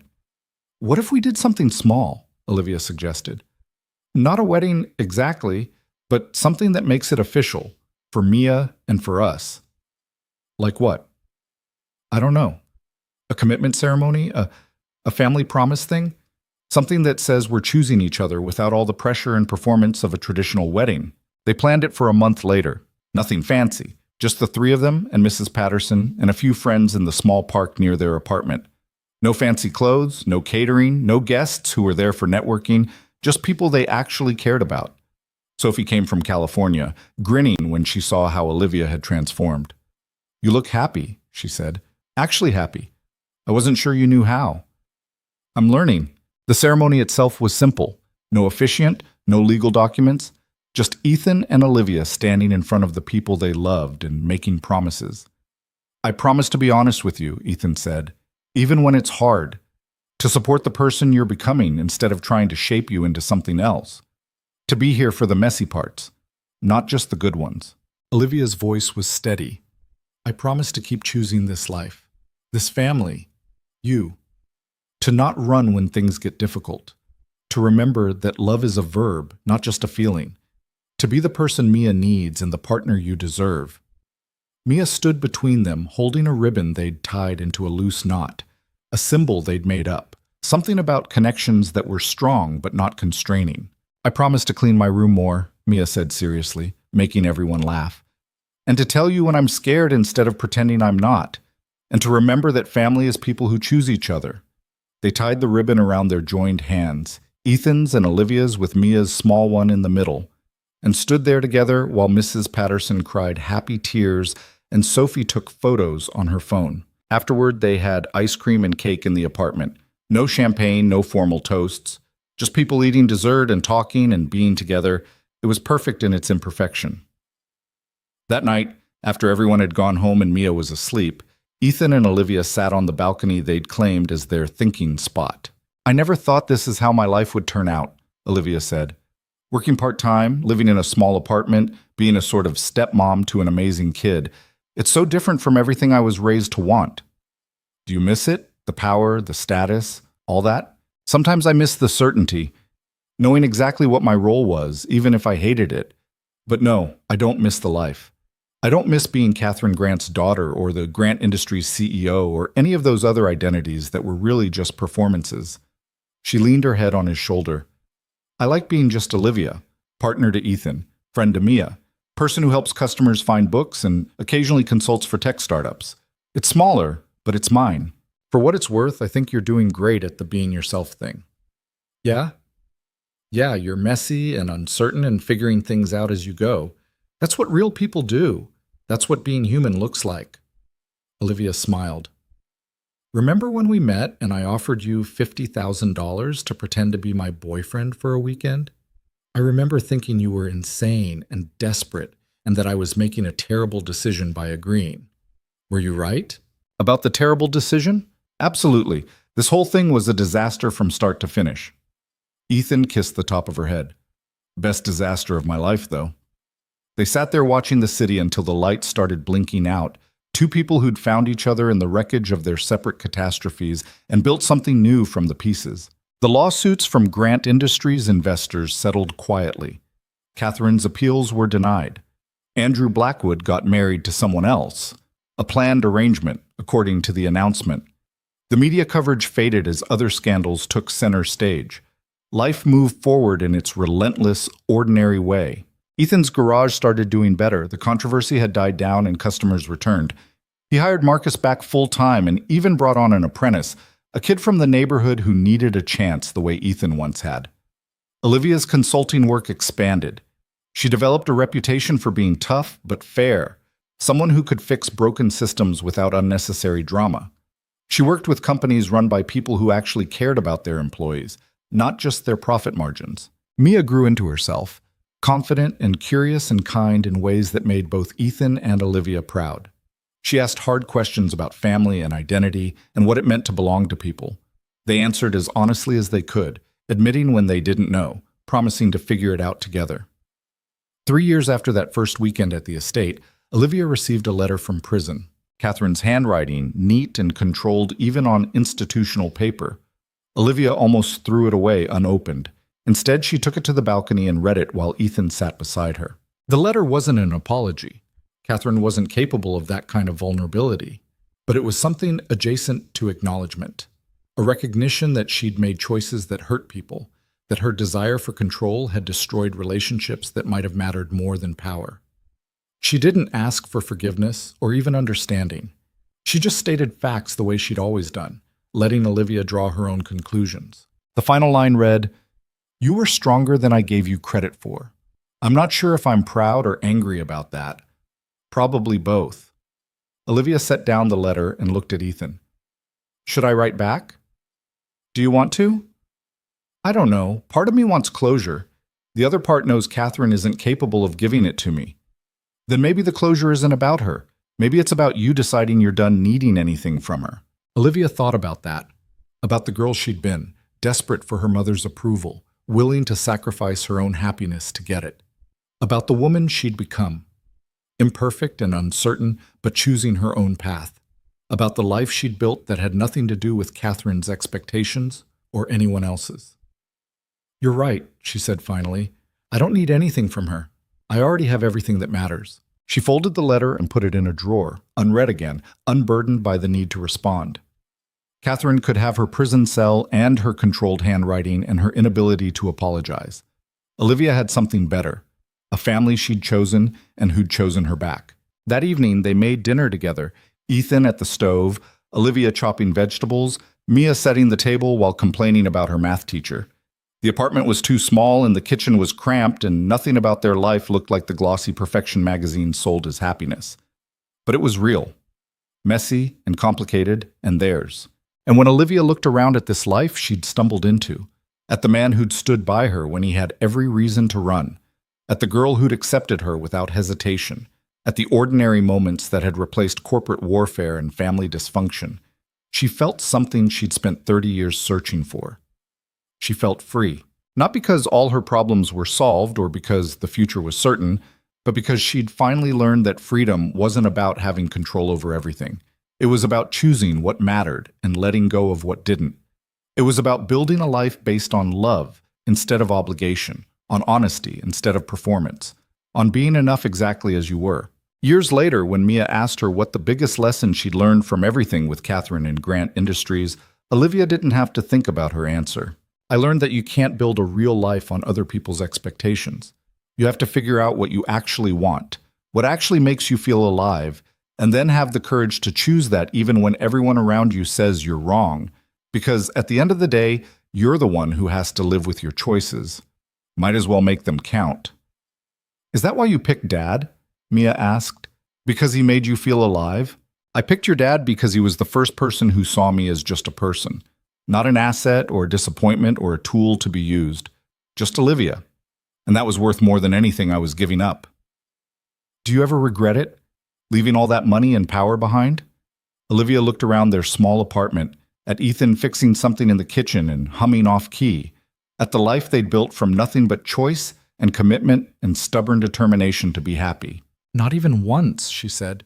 "Not even a little bit." And she meant it.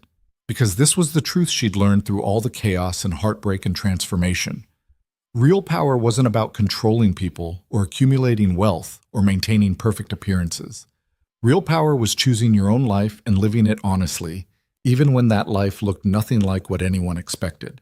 Real power was being free.